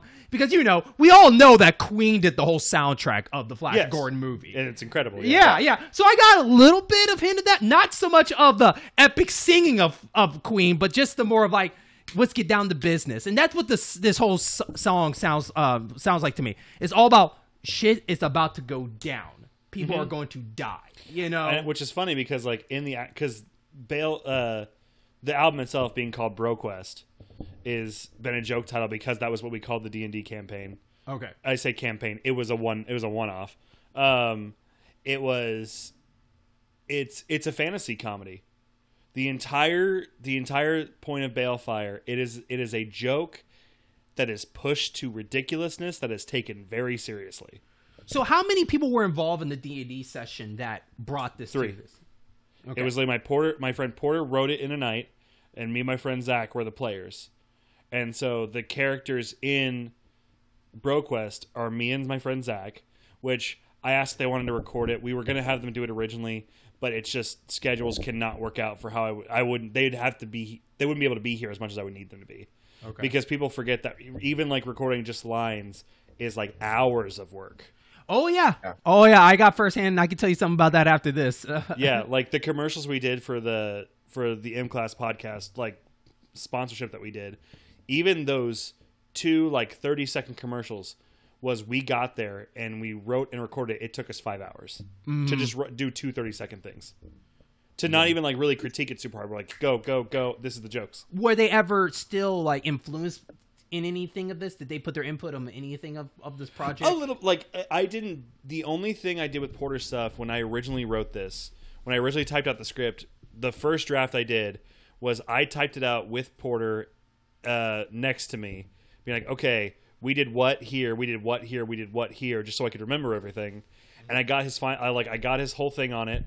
And then I think I really only added one thing in for one song just so I could pad the album, because one of the guys who was originally in our band, who's stepped away for personal reasons, and not everything's cool, but like it was he just it was like the Sweet Child of Mine moment. It was because you know how Sweet Child of Mine was Slash's practice riff. Zach at the time was playing his practice riff, and I was like, "That's our song." He's like, I was literally just warming up. I was like, no, that's it. Which turned into March of the Goblins. Fun accidents. Yeah, no, and we just leaned into it, and it was, it's just that's how it's. Jaron, any questions you want to add? I would say if you could put any one of your songs, let's say you are doing the next Conan the Barbarian movie, or take like in the style of Jason Momoa's attempt at Conan, like closer to the novels. Yeah, it wasn't good. Yeah, I mean it tried to go closer to the novels. Yeah. If you could substitute, let's say for the final battle scene, if you could substitute one of your songs for the music that was played during the final battle scene, which one would it be? Probably the last track on this album, which is titled Demir the Unequaled. It's a song that I love, and John wants to add more to it, and we're kind of going back and forth on it. It's a song that is basically, it loops over twice because it's all it really needs. But I mean, it's essentially just like 3 breakdowns back to back with Game Boy going through it, and it's the one that we mixed super hard. I will link it to both of you, and that way you guys can both pull it up and listen to it. But it's when you hear it, it's going to make total sense. Like, yes, this would totally fit the narrative. Okay. So, BroQuest. Uh-huh. Oh, I'm sorry. Anything else you want to say? I say right on. Okay. Yeah. So, BroQuest, so far, what can you tell the listeners? BroQuest is the story of my character and Zach's character, which was Dan the Party Hardy Barty Bartholomew. And say that 3 times fast. Okay. No. I will not. That and Zach's character, which he always plays the same rogue forever, which is a rogue called Dreadnar. So it's like I made that the joke thing of like Zach's super serious character versus my stupid. The story is it's very Bill and Ted. We got sucked into a copyright-free, nondescript fantasy world that I made by stealing this really cool dagger from an old man's garage sale. Okay. And the whole thing is for us to get this dagger back. And it's more of our characters are reacting to what's around us. The narrator is being combative and while also trying to push the plot. And it's meant to make you laugh because it's fantasy comedy. And we wanted it to be, I mean, and John and I go back and forth in just difference of opinion because I think keeping the edgy scariness of heavy metal needs to come back because it's not really in there anymore. Like, we really don't have a Marilyn Manson anymore. We don't have an Insane Clown Posse anymore. They're still there, but they're not really. Well, Manson was canceled because he's awful. There's not another generation version of them. There's not a Bill O'Reilly 60 Minutes on like this music is corrupting our youth. Okay. Like, there's not that anymore. And I kind of wanted Balfire to fit that narrative while still being like overly funny. Basically, I want us to be Guar too. and we fit that role very well. And John very wants it to be like open to all ages, while still like pushing the edge, but open to all ages and everything like that. And we go back and forth on how we want to do it. And I'm sure we'll meet a happy medium, but like, we very much wanted it to be, we're bringing the fun back to heavy metal of like, because there's so many bands now that like when they're playing, because like heavy metal isn't like really like a thing anymore. It is, but like it's so influenced because younger generations got so into it and progressed way past it. So we're trying to bring back this, old sound with a modern twist, and bringing like this huge fun thing. We want it to be as many ages as possible. But like the end goal is to have a stage show that we do once a month, once every couple of months, so we can go out and play a really good live show. And we want it to be an event. We want you to come out. We want you to get, we're going to want to give you cardboard armor so you can fight the other audience members. We want to give you like, we want to have like squibs and stuff like that. So when you're like cutting people, like fake blood's going places. We wanted it to be an event. We wanted it to be audience participation. Like we keep going back and forth of, do we just want to play the script, or do we want to give the audience, like, do we want to really, really take the gamble and give audience members scripts and be like, you're this character for the show tonight. You're part of the show now. And like, cause that's a huge gamble for Oklahoma. Yeah, definitely. Oh, so much. Yeah. Yeah. But I think, in my opinion, no regrets. No regrets. Like, just do it, and if it doesn't work out, then it didn't work out. I'm sure for the first few shows we'll probably have to put some plants in the audience. But yeah, that's very like, true. Yeah. Have some friends who are cool with doing it, and then just like have them just enjoy the jokes and just like sell it and have fun. And because I really feel like if I can get that one like set, like, because it goes back and forth. Like, so if I can get that one 18-year-old kid to be in a show like this, bet you it's like a huge impact on like music influence. And like, I saw this crazy band at the Blue Note. I got covered in blood. I stabbed a guy for being a goblin, and like and a man who was screaming like a wizard like told me to do it, and it was just this huge event. Like, I would love, and then I want to bring that towards places like MagFest when they get their shit together. Mm-hmm. And like just different cons. Like, man, I miss Super BitCon. I would love for it to come back. R.I.P. So many people miss Super BitCon. So many people miss Super Bit Wars. Yeah, it's. I think anything Super Bit, basically. I think I bring up Super BitCon like every time I'm here too, because I miss it so much. No, it's fine, because in the Oklahoma RGS group, guaranteed at least once a month, someone brings up, when's Super BitCon coming back? I was like. When some big daddy's got like $10,000 to throw down. When someone's got money and the time and doesn't want to ruin any friendships. Yeah. Exactly. Yeah. So how many tracks is on this album? Oh, if we're like music tracks itself without the script, let's see, because I got to think of it in my head again, because I haven't looked at it in a while. We'll have our intro, then we have our song Quest or Die. Then it goes into Two Mimics to Midnight, March of the Goblins, tentatively named Psychopuss, and then Demir the Unequaled. So if we're including an outro, like 6 or 7 tracks. Okay. An okay album. And there's no release date yet for this album. I want it by October or November. Okay. And we are that close. It's just this thing with John kind of threw a hiccup in it. But like we're this close. If we can just get this one song done, then literally I bet you in like 3 weekends we could knock out the script. Okay. All right. So, but while you wait, we do have a link to the Bandcamp, and I'll have a link also to Spotify for Balfire. And to stress it, I make Bandcamp pay what you want. You can pick it up for free, but if you want to pay us, you can. Everywhere else, we made it as cheap as possible, which was 69 cents because nice, and because it was the cheap. Like, it was either that or 99 cents. I went full 69 because it's like, make it. I bet you did. No excuses. Just you can pick it up, and if you want it for free, go to Bandcamp. Okay. So, all right. Last question before we get on some small news and wrap this show up. Is there? I don't want to reveal anything, or or anything, or maybe it's not in the making of it, is there a separate Metroid Mike album somewhere in this mix of it all? Or has that been kind of just... I kind of put it to the side for now. Okay. I know I want to come back to it. I think if I do Metroid Mike stuff again, it'll be definitely EPs.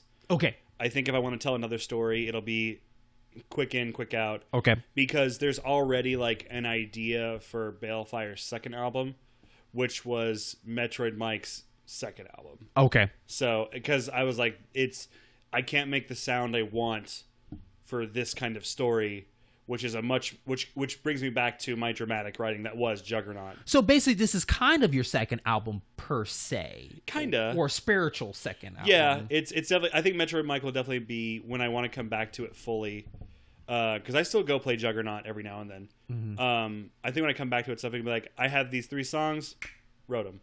I have these 3 songs, put them out there. Like okay. It'll, and I may even like just lean into it. I'm just like, pop it on Spotify, make it free, make it like pay what you want on Bandcamp, 69 cents everywhere else. Okay. Because I think that model just works too well. I think when the album comes out, we'll definitely set it to as cheap where we can still like make a little bit of money on it, like maybe like $8 to $10.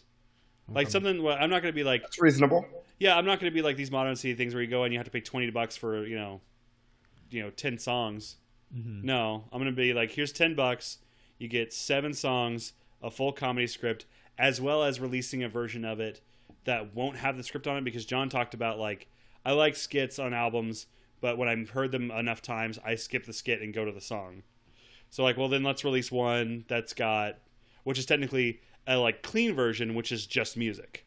Okay. So we'll have like a parental advisory release and okay, and do mostly digital, maybe at some point physical. Okay. And when it officially comes out, we'll definitely be trying to help promote it. Thank you. Yeah. So I've already sunk enough blood, sweat, and tears into this thing. Yeah. So spread the word. Let people know. Shout out to Jonathan. Shout out to Julian. Shout out to Balfire. So, let's get on some your new favorite band. Yeah, let's get on some last piece of news, and we'll go ahead and wrap this show up. So, before we hit the big one that Nintendo has been tripping on, Sega did bring up some news about. Once again, they like to repeat themselves over and over again about their classics, talking about. We're thinking about bringing back some of our old games and doing something with them because people still like them. And it's like, people been liking them. AKA what Sega does all the time. Yes. We're bringing back some of our old games. Okay, Sega. yeah. Because collection. Right. Well, the reason why I guess this one is, and I'm doing quotations for the viewers, different, is because Jet Set Radio got mentioned, Crazy Taxi got mentioned, all these kind of stuff. No Skies Arcadia, haters. So this is different. I don't know what that's gonna be. I don't know if it might be a Dreamcast collection. I don't know. Which talk about another game that like musically like hit me hard was Jet Set Radio. Like I still own that soundtrack. Such a good album. Such a good album. I want it on vinyl so bad. I can't wait for the Spiritual Successor game coming out. Yeah, isn't it? I don't know how many of the original developers are on it. Is it like the full team or is it? I think it's like a couple of them. A couple of them. Yeah, but they got the original composer to come back for it. Yeah. They haven't had a date yet for it, but just take your time. Yeah. Take your time. But I think it's because I think that Sega's seeing these Spiritual Successor games and they're trying to we need to get those people back in there. Because remember, during the early Xbox, they had a couple of kicks on there. I mean, you had the Panzer Dragoon Orta. Mm-hmm. You had the Crazy Taxi 3, I believe. Just Set Future. Vegas. Yeah. They just didn't land very well. So I guess they're going to try to take a crack at it now since, it'd be a little bit better. But it's funny that we are still, not so much Crazy Taxi for me, but it's funny that we're still craving for these games. But Sega just decides we're going to do more Sonic. We're going to do more Yakuza. We're going to do more of this. But they just don't take the chance on here. Meanwhile, Atlas, they're doing some interesting things over there. But Sega's still kind of doing that. So my question to y'all is, do you believe that they're going to bring these back in a different way? Or is it going to be like Jaron? Here's another collection. My gut says collection. Okay. Because that's just, it's pattern behavior. Mm-hmm. I think that probably be like, hey, you can play Jet Set Radio again. Here's this money, because I would probably buy it. It'd probably be cheap too. Yeah. Like, just let me play that game again, and that's another game that's super fun. But no, my gut says collection. I would love for them to like just really try like a new thing. I would love for them to, but it's such a gamble to do something new. Especially for Sega, because the fact that Sega's still in this tight spot, even though like they're merging with Sammy and then they got Atlas on the side. Sega still has. It's still having issues that they're having more misses than hits when it comes outside of their mainstream games, like your Sonic and Yakuza, right? Anything outside of that, it's been misses. You know. I wonder why Sega has such a track record with that. I don't know. Is it because they took such huge gambles on the Genesis and the the Mega Drive and all that stuff? Like, is it because they took such gambles early on that they're just jaded, or is it? I think the Dreamcast hurt them the most, because that was their last stands. They were coming out with the bangers. They were experimenting any to throw out the wall. But then when they go third party, it's more like, which sucks because it was a great console. It was, but I think because they lost so much money out of that whole plan, they're a third party now. They have to be extra careful. Yeah. And so we don't get a lot of these titles unless most studios, until they make enough money where they could take another chance. Look at Valkyrie Chronicles. We get a fourth one. Yeah. How long since the other ones that never came over here? Yeah. The second one and third one were on PSP in Japan, but we still got the first one. They decided to remaster. So yeah, that's true. It's weird how they do that. Even the Shining series. Now, Fantasy Star Online, the MMO thing, that's doing very well for them right now. But to see these other ones, like, Jet Set Future never got a home yet. It's still locked behind Xbox. Never been ported. But you get Jet Set Radio that has been HD up. But other than that, everything has been collections. Yeah. No Sega Saturn classics coming out of that. We were talking about Sega Saturn games coming back. But that's the thing. So Sega, their Genesis / Mega Drive, that's where all the, as we're talking, all the IPs, or majority of the IPs that we love and miss, came in. That was bred out of competition.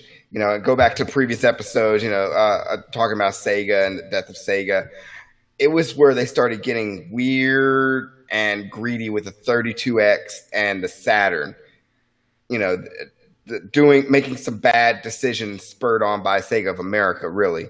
That really stung Sega in the butt. The Dreamcast was supposed to be a return to form, but it was too little too late. Like, if they hadn't screwed up in America with the Saturn, we'd still have Sega today, I bet you. I bet. Probably. Yeah, especially... how many IPs from the Genesis went to the Saturn?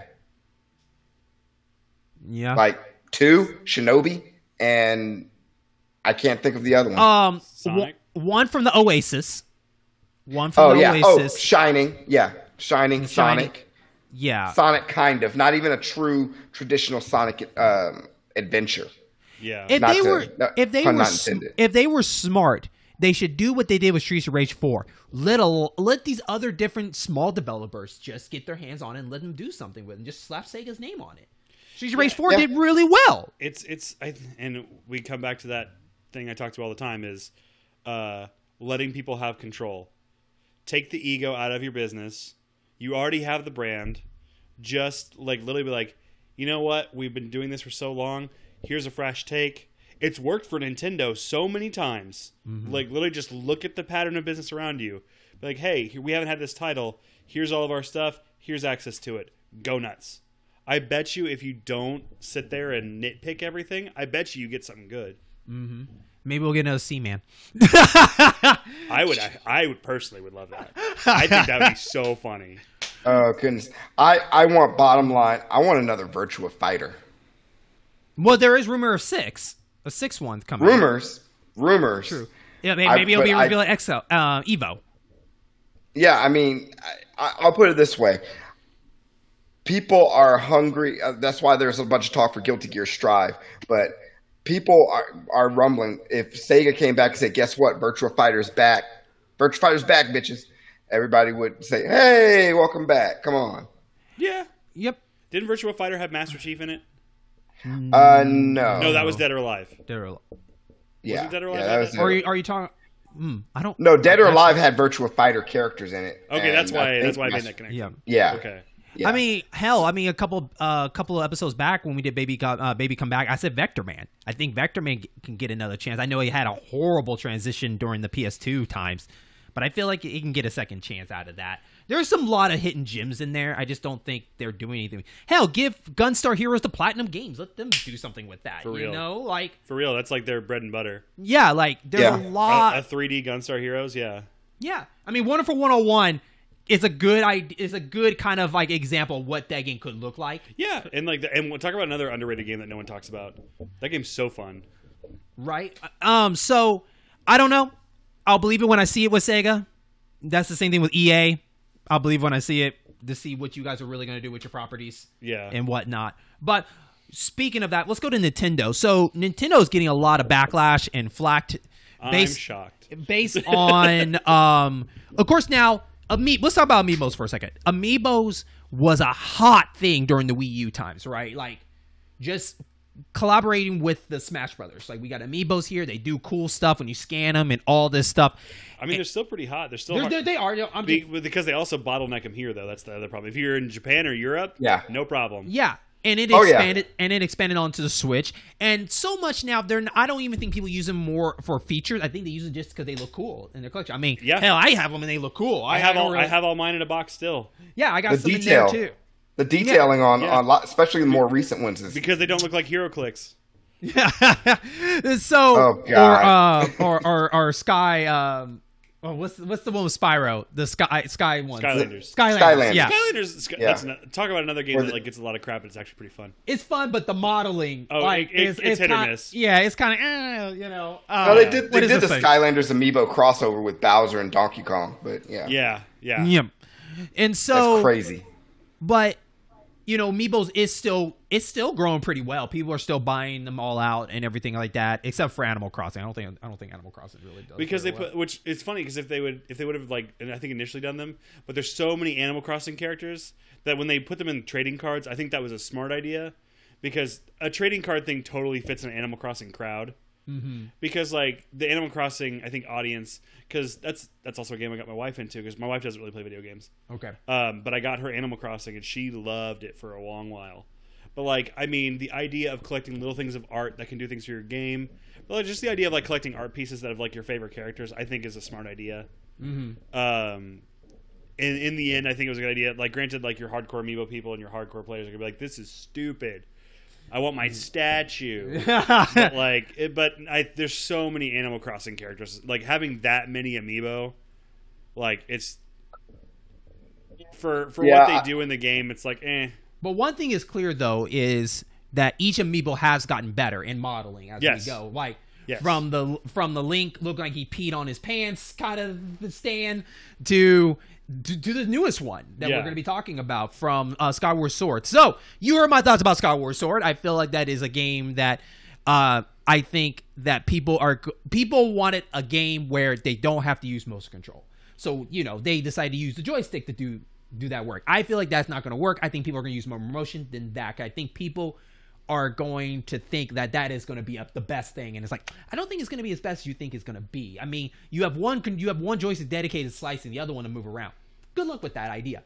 So, anyways, we get this new Amiibo with Zelda and one of the kind of like, what would you call it, like a goose bird? It's a shoebill. A shoebill. Okay. Yeah. It's one of my favorite birds in the world because it's an actual dinosaur. So, if you have played Skyward Sword, they are used to help you fly around, help you travel across the skies to your certain destination. And there are statues around the game that will take you up to the sky to get to the next place, right? So, we are brought to this Amiibo, and why the backlash is because the fact that the first of all, this is the only Amiibo that works for that game. So none of your classic Zelda Amiibos work for this thing. For nothing. Not your Wolf one, not your Wind Waker one, not your Link Awakening, none of those. Just this particular one. And what it does, it gives you the ability to fast travel wherever you are, returning back to wherever you were. So you could be in a dungeon, You can travel back, go get your items. You scan it again. You get right back where you are. Okay. People will say this is a quality of life, right? It's the fast travel. Yeah. Right. But sadly, that is not in the game itself. That is only in the amiibo. So the quality of life that could help this game maybe could have been, I don't know, the people, if it could have gave people maybe a higher score. It could have been a 9 to them or something like that. But I think that's because of this news that this is a feature that's not in the game, only hide behind a $25 model. This is the most expensive amiibo so far. Because of, I'm guessing, that function is why. Was Giant Yarn Yoshi cheaper? Yes. Okay. Yes. Not definitely not under anymore. 20. Definitely under 20. I'll tell you that. He's not anymore. Wait. Who was who cheaper? Giant Yoshi? Giant Yarn Yoshi? No, Giant Yarn Yoshi was still like $40-$50 even when you MSRP. Mean you're talking about you're talking about the small little one. No, the Giant Yarn Yoshi. The big one that's like... Oh, okay. It's a Toys R Us exclusive. Okay, though, I meant... didn't they make a miniature They did. one? Okay. Yeah, they made 3 colors of those. Yeah, no, the Giant Yarn Yoshi, that's still $50. Okay, that makes sense, though, because of size. Yes. So, I'll give you that. But here, it's nice, but it's $25, and it has a better feature than probably what that Yoshi did, that you can fast travel. Now, a lot of people are upset because of that, but I want to hear you guys' thoughts. What do you guys think of this idea, and why do you think Nintendo decided to go this route? I'll let you go first. Well, the Zelda Loftwing amiibo is going to be like you said, it's a quality of life. Nintendo knows what they have. Metroid Mike said it. They kind of shortchanged the stock for us here because they know that it'll sell like gangbusters here. Mm-hmm. Which is a weird set of logic, but whatever.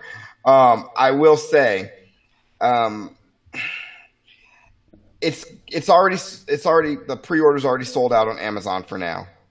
I think $25. It's not horrible since your average amiibo brand new is about $15. So $10 more. The hardcore collectors are going to get it. The ones who want to complete their Zelda amiibo collection or stay on top of it, they're going to get it. I looked at the modeling. The modeling, like we were talking about for amiibos, is so wet, so good. The Cat Peach and Cat Mario looks so wonderful up close. The Splatoon ones always look so good to me too. Oh yeah, it's crazy. It's crazy good. Am I happy it's 25? Hell no. I wish it was like at the most 20. But considering that it's something that you're eventually going to want to get anyway or be curious about, it could be worse. It could be worse. It's Nintendo being Nintendo. If I can sum it up, it's Nintendo being Nintendo. They're doing it because they know they can get away with it. Yeah, I'm kind of in the same vein and I'm sure your next question's like, why do you think they can get away with it? After that, I still got to put my input in. Yeah. I think it's because they always find that right spot of like, yeah, it's kind of crappy, but in reality, it's not the worst thing. Like fast traveling in that game would, like, if I'm going through the whole gameplay, at the most for how much Zelda gives you stuff, I mean, it probably, in sense of time saving, probably saves you in total gameplay 20 minutes. Okay. Maybe. And I could be over or under, but like, because it's been a while since I played Skyward Sword, but like, I never really felt the need too bad to like run back to Skyloft to sell stuff, to get stuff and come back. Like Zelda stuff, like once you get in the world, you're pretty much good. They give you enough hearts, they give you enough potions, they give you enough bombs, arrows, all that, which granted, like, bombs were summonings now. But like, I've never, in any Zelda game, I've never felt the need to like run to a shop. Like even in Breath of the Wild, I would stop in to get arrows every now and then, but even still, hardly. Because I would just get them around. So I think the more crappy thing is that it is $25 for an average size amiibo. It's average size, isn't it? Yes. Yeah, so I think granted, I think the price increase is probably because the modeling has gotten better. People were saying that you have 2 characters on there too. That's the reason why. Because one character is half that price, 2 of them would be. Mr. Game Watch came with 4 models. He was the same price. I can't defend that. I'm just saying. I think that's what I heard. Yeah, but you can say the same thing with Ice Climbers too. Yeah, and I think it's not the worst thing in the world, and its functionality. It's like people will complain because it's like cutting in traffic. It only saves you like seconds, so it teeters on that fine balance of like I would like if I was still like actively collecting amiibos like I used to because I had a lot. Because I was also working at GameStop and I tried real hard. I can totally see like for collector's sake you're gonna get it, and I can see why it's frustrating to make it that much more money, and also like the scarcity.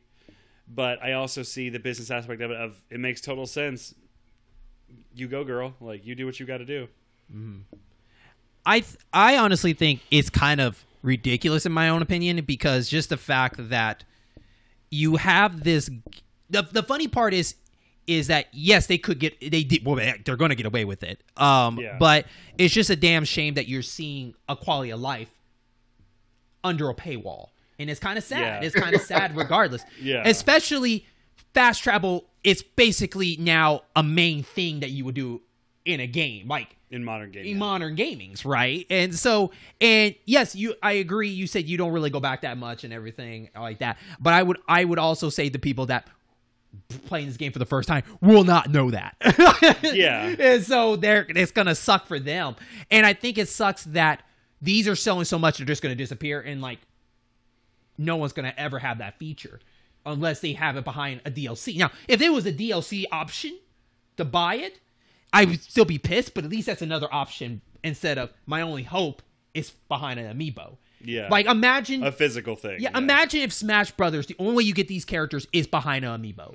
Ooh. Wouldn't that suck? That's almost like Killer Instinct X levels of like that would suck. That would suck, right? Off.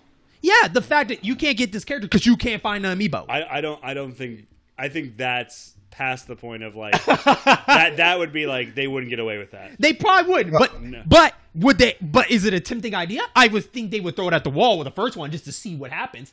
And I think that's what Nintendo. I think they would do it with one character, just see where it goes, and it would sell. And they're like, oh, okay, then it's okay. And then like if they try to do it with more, they're going to be like, never mind. Yeah. I think that's the same thing with like EA. I think Nintendo is trying to see how far they can go behind. Yeah, push it. So for this feature, yes, it's not to me, it's a quality of life, but at the same time, I don't think it's going to ruin your experience of the game per se. It's just the fact that it sucks that you're wondering like what is the next step behind that? Like, or is this an idea they're going to do behind the next Mario game or the next Zelda game? What is Zelda 2, Breath of the Wild 2 going to do? What are those amiibo going to do something that might block them from doing something like that? I hope not. I hope not. But maybe go ahead. Oh, I was just going to say, here's the thing. I mean, if you use the term like block, then yeah, we don't even know if that feature will only be available through the amiibo or if the amiibo is just a shortcut to a feature that a player will get later. So you're saying you think the fast travel can be unlocked in this game? It might be. It might be. Okay. I could see that. And oh yeah, I mean, go on. I was gonna say like you unlock like I don't know, they incorporate the Switch into the thing like they do with all their stuff. Like they incorporate the Switch into it where you find like a porting tablet, but the amiibo just gives it to you earlier in the game. Okay. Like I could see that being a thing. Do you think they would hide that and not just put it out in the front? Like it gives you a quick shortcut to that. I think that pissed more people off if they play that game finding out like you can fast travel. So why the hell did I buy this thing? Yeah. Okay. Yeah. I mean, I'm not saying you're wrong. I'm just saying that would suck too. Double-edged sword. Yeah. Double-edged sword. Yeah. Yeah. I mean, but it comes down to so a couple of things. One, owning the amiibo itself is not required to get any. There's not like any extra enjoyment behind the game unless you want some shortcuts. It's basically just you're buying a shortcut. And two, anybody who's going to buy it, they're going to buy it because they want to own that amiibo. Period. So whether it's something where they get the feature, if they get the feature that the amiibo unlocks sooner, later, or without buying the amiibo, they're probably not going to be that bothered because it's like, hey, I still have this cool little statue. There's also cool little NFC statue. There's people like John who buy amiibos and never open them. Mm-hmm. So that could be another thing. I think hands down, this amiibo is not for the collectors. We already know they're in. Anything put out, collectors are in. These are for the people that really care about this game and want to get the best out of it. That's what the people I'm thinking of. Yeah. Because regardless, I mean, some of these amiibos don't really do anything. Not really. Nothing. They're just player data. Gonna get it no matter what. Yeah. And people are going to be those scalpers to get those people too. This last year has been the year of the scalper. The last 9 to 10 months. Actually, no, all of 2020 and in part of this year has been the era of scalpers. It's been highlighted so much with like any product. Like it's because I almost feel like amiibo shine best when they're cosmetic and do like a little something. Yes. Like when you use them in Bayonetta 2, and you could have a Peach outfit, a Fox outfit, and I think a Bowser outfit. I think maybe I forget. Like Star Fox. Yes. Yeah, it was like you got those 3, and like they all like essentially the same thing, but like aesthetically changed things and gave you like a little bit of different thing. Oh yeah, they did a Metroid 1 too. So you could like do the morph ball and you'd have like all of Samus's stuff as your weapons, or a Star Fox one where she had like the R-Wings as her heels. Mm-hmm. Like that to me was primo amiibo. Like there you go. That's all you got to do. Change aesthetics, add a little bit. Mm-hmm. Don't have to change the game. I agree with the whole locking a functionality behind a paywall is crappy. I completely agree with it. I think they're best. Like it would be nice if like it like gave you a chest and gave you like some costumes, but it's hard to do that with like porting over a Wii game as opposed to a Switch game. Yeah.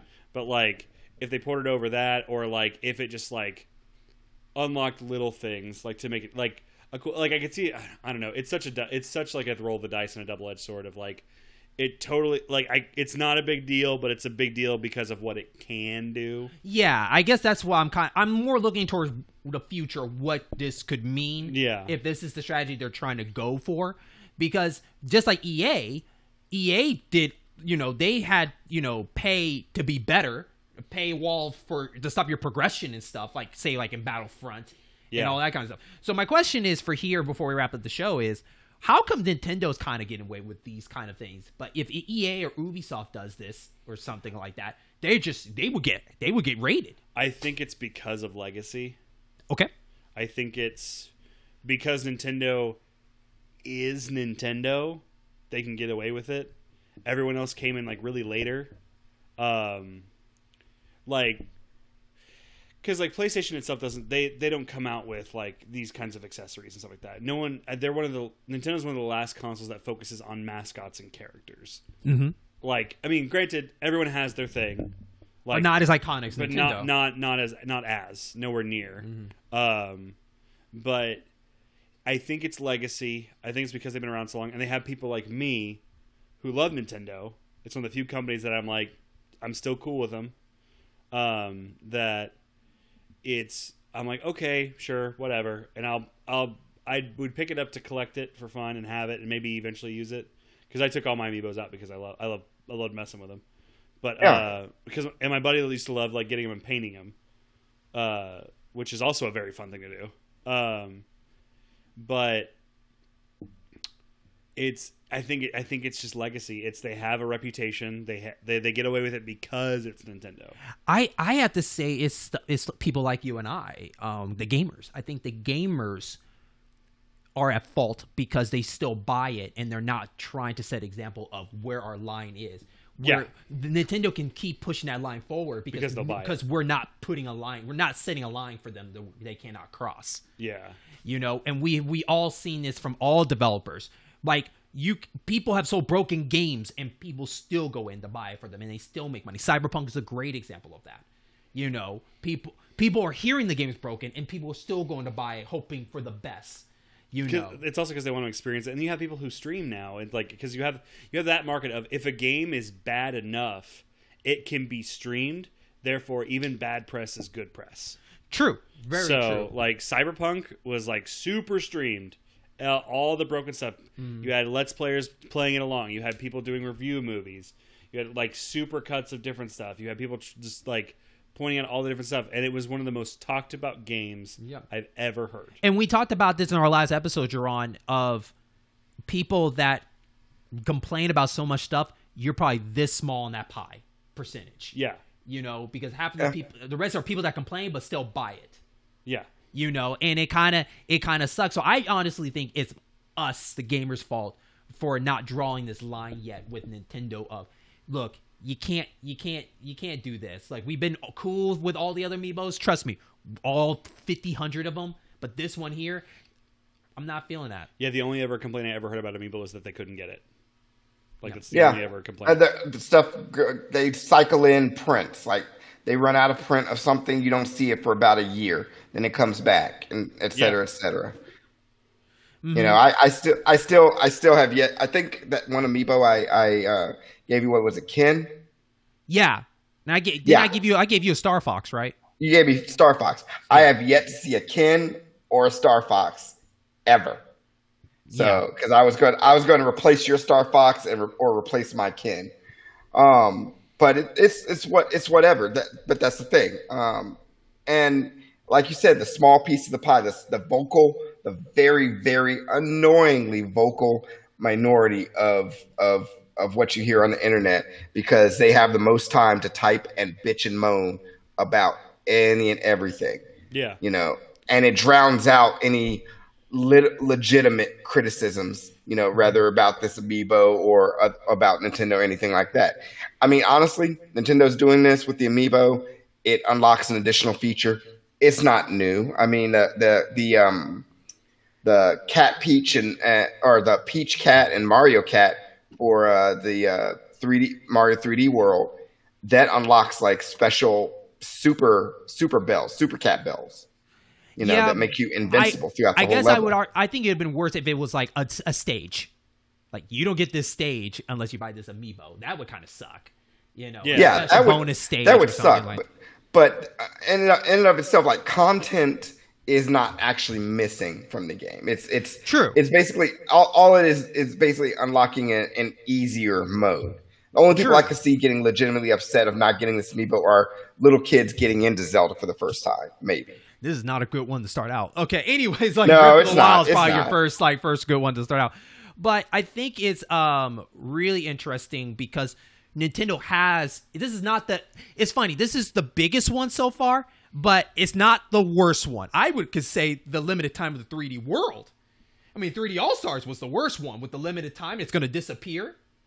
Which is why I bought it physical. And I'm one of those suckers. Which, thanks to Thrillhouse Games, I bought it physical. So nice, me too. They still have it physical in stores. Yeah, and just the fact that they said limited time, and people still bought it like crazy, not setting that line. And that's the same thing with Fire Emblem, like the classic NES one, the one that people like, oh, that's cool, gone already. Not even a physical copy in there. Say what? There's not even a physical copy in that Fire Emblem NES. No, there was a collection. I didn't even no buy physical in there. I like it. I didn't even buy it. Yeah. So I almost did. So I honestly think, for my opinion, the gamers really have to work on setting this line for Nintendo. Like, you can't cross this line because we already seen it for the limited time, the Disney Vault tactic. To now we're putting this extra, not a huge game changer, but it could help kind of thing feature in a game that every other game has that feature with no charge. So I don't know what's gonna happen. Of course, I'm kind of curious how well it's gonna sell, which is probably gonna be amazing. But I kind of want to see how well it sells and just see where it goes. I honestly think Skyward Sword is not gonna be the biggest banger to me. No. As people are going to think it is. It's more like it has a cult following. I'm fine with the game. I only got fed up with it at one point. I came back to it and did it. But it was like, Skyward Sword has its own following now because people, it's that cycle of gaming. It comes out, you're not allowed to talk bad about it. Then you can talk bad about it forever. And then it comes back where it's like, it's not that bad. Mm-hmm. And Skyward Sword, I think the biggest hiccup is the motion controls, which I totally get. Yeah. And with the Joy-Con, it's going to be a lot easier than like a Wii nunchuck with the a Wiimote with like the what's the word? What was the adapter they had that I always Motion Plus. Thank you. Yeah, okay. With the Motion Plus adapter, it's it'll be easier to do and it won't be so bad. And then people can actually just be okay. Yeah. And so, and also, and this is super out of left field, but it hit my brain and I thought it would make you laugh. A dream scenario for me would be re-release Pro Skater 1 and 2 on Switch and then give me low poly models of Tony Hawk amiibos. I would love that. So Tony Hawk Pro Skater 1 2 is coming out in June. Yeah, but you wish they had them like the amiibos. Yes, I would love a low poly model of the original N64 looking Tony Hawk with his flat face. I would love that. I would love to get that, like a Rodney Mullen. I think it would awesome. He was an assist trophy in the game. Tony Hawk comes out, and he's like, "Hey man," and then just like, yeah, why not? Oh, why not? Oh, man, that'd be so funny. But with that, we do got to wrap it up. I want to thank everybody for listening to this special episode as we brought Mike in to talk about Balfire and many more things. So definitely give this a listen all the way through. Spread the word. Let people know about this episode and the music that he's bringing to us. Hopefully in October and November, we will keep an eye on it for him. I hope so. I have a Spawn coming, which is going to make things go slow. But as you know, this is part of the In-Game Boss program, Network Game and Other Variety Shows. So definitely check out all our other great content on here. We have a link tree, so you can go there and check out all our link spots so you can easier shortcut to get there. But don't forget, we're also on YouTube with other gaming sessions that we do. Jaron and I do the cabinet sessions that we talk about and play old school arcade games. Ooh. Yeah. We're trying to get back into that. Hopefully in June. Gotta get back on track. We still got our list here. We gotta get through like Mystic Riders, Shadow Force, Dragon Lair 2, Battle Circuit. We got to get through all those. But I do a show with Jaron called Buddy Up Gaming. So we play just a bunch of co-op games. And we have 2 new shows coming out in June. Hopefully you'll check it out. We have an RPG podcast called Roll Based Podcast, where we revisit and play RPG games that we have never played before and talk about the lore of it and just talk about like the funny things that, that are in RPGs. Like, hey, I don't know how people would die in an RPG game. I mean, you can go in a shop and just revive a friend, right? I was like, just fun stuff like that. And then I do one with my friend Bree. We do a show on there on YouTube. It's called Ace and Scrub Co-op. And you just check out some of our highlights of some of our sessions that we have played and whatnot. So definitely check all these great shows. We're at 8 shows. My goal is to have 10 shows made on the network. And so we're at 8. You are a working man. Yeah. And then I still got my super secret project that I can't wait to reveal. Hopefully it'll come out this year. If not, it'll come out when it comes out. But, Jaron, anything you want to add before we bounce out? No. I mean, I know... we want to know where you can reach us, but I know you got that well in hand. Yes. So if you want to find me, remember you can find on Facebook and Twitter. That is the In-Game Boss program. We are at Program In. So just type in at Program In. And then find us personally. You can find me as RetroAmp07. You can find me at TheGrumpyBear84. Mike, do all your links and your shout out Twitter. Okay, so my personal Twitter is Metroyd Mike Music. You can follow me on there. It's a manifesto of what a crazy man thinks is really funny when he's alone in his car. Mm-hmm. For Balefire, Instagram and Twitter is at Summon Balefire. We're working on more platforms for Facebook and such. You can find my music and Balefire's music on iTunes, Spotify, Bandcamp. Everywhere you find your music, you can find us there. And yeah, you can always check me out. I will interact with you on Twitter, and you'll be very annoyed. Especially if you love Lord of the Rings. Yeah. Lord of the Rings and just the weird things I think of alone. Yeah. Okay. And with that, thank you so much, and we will catch you on our next stage. Stage clear. Let's go. New high score. Let's rock. Anything you want to add? Boo boo boo dude.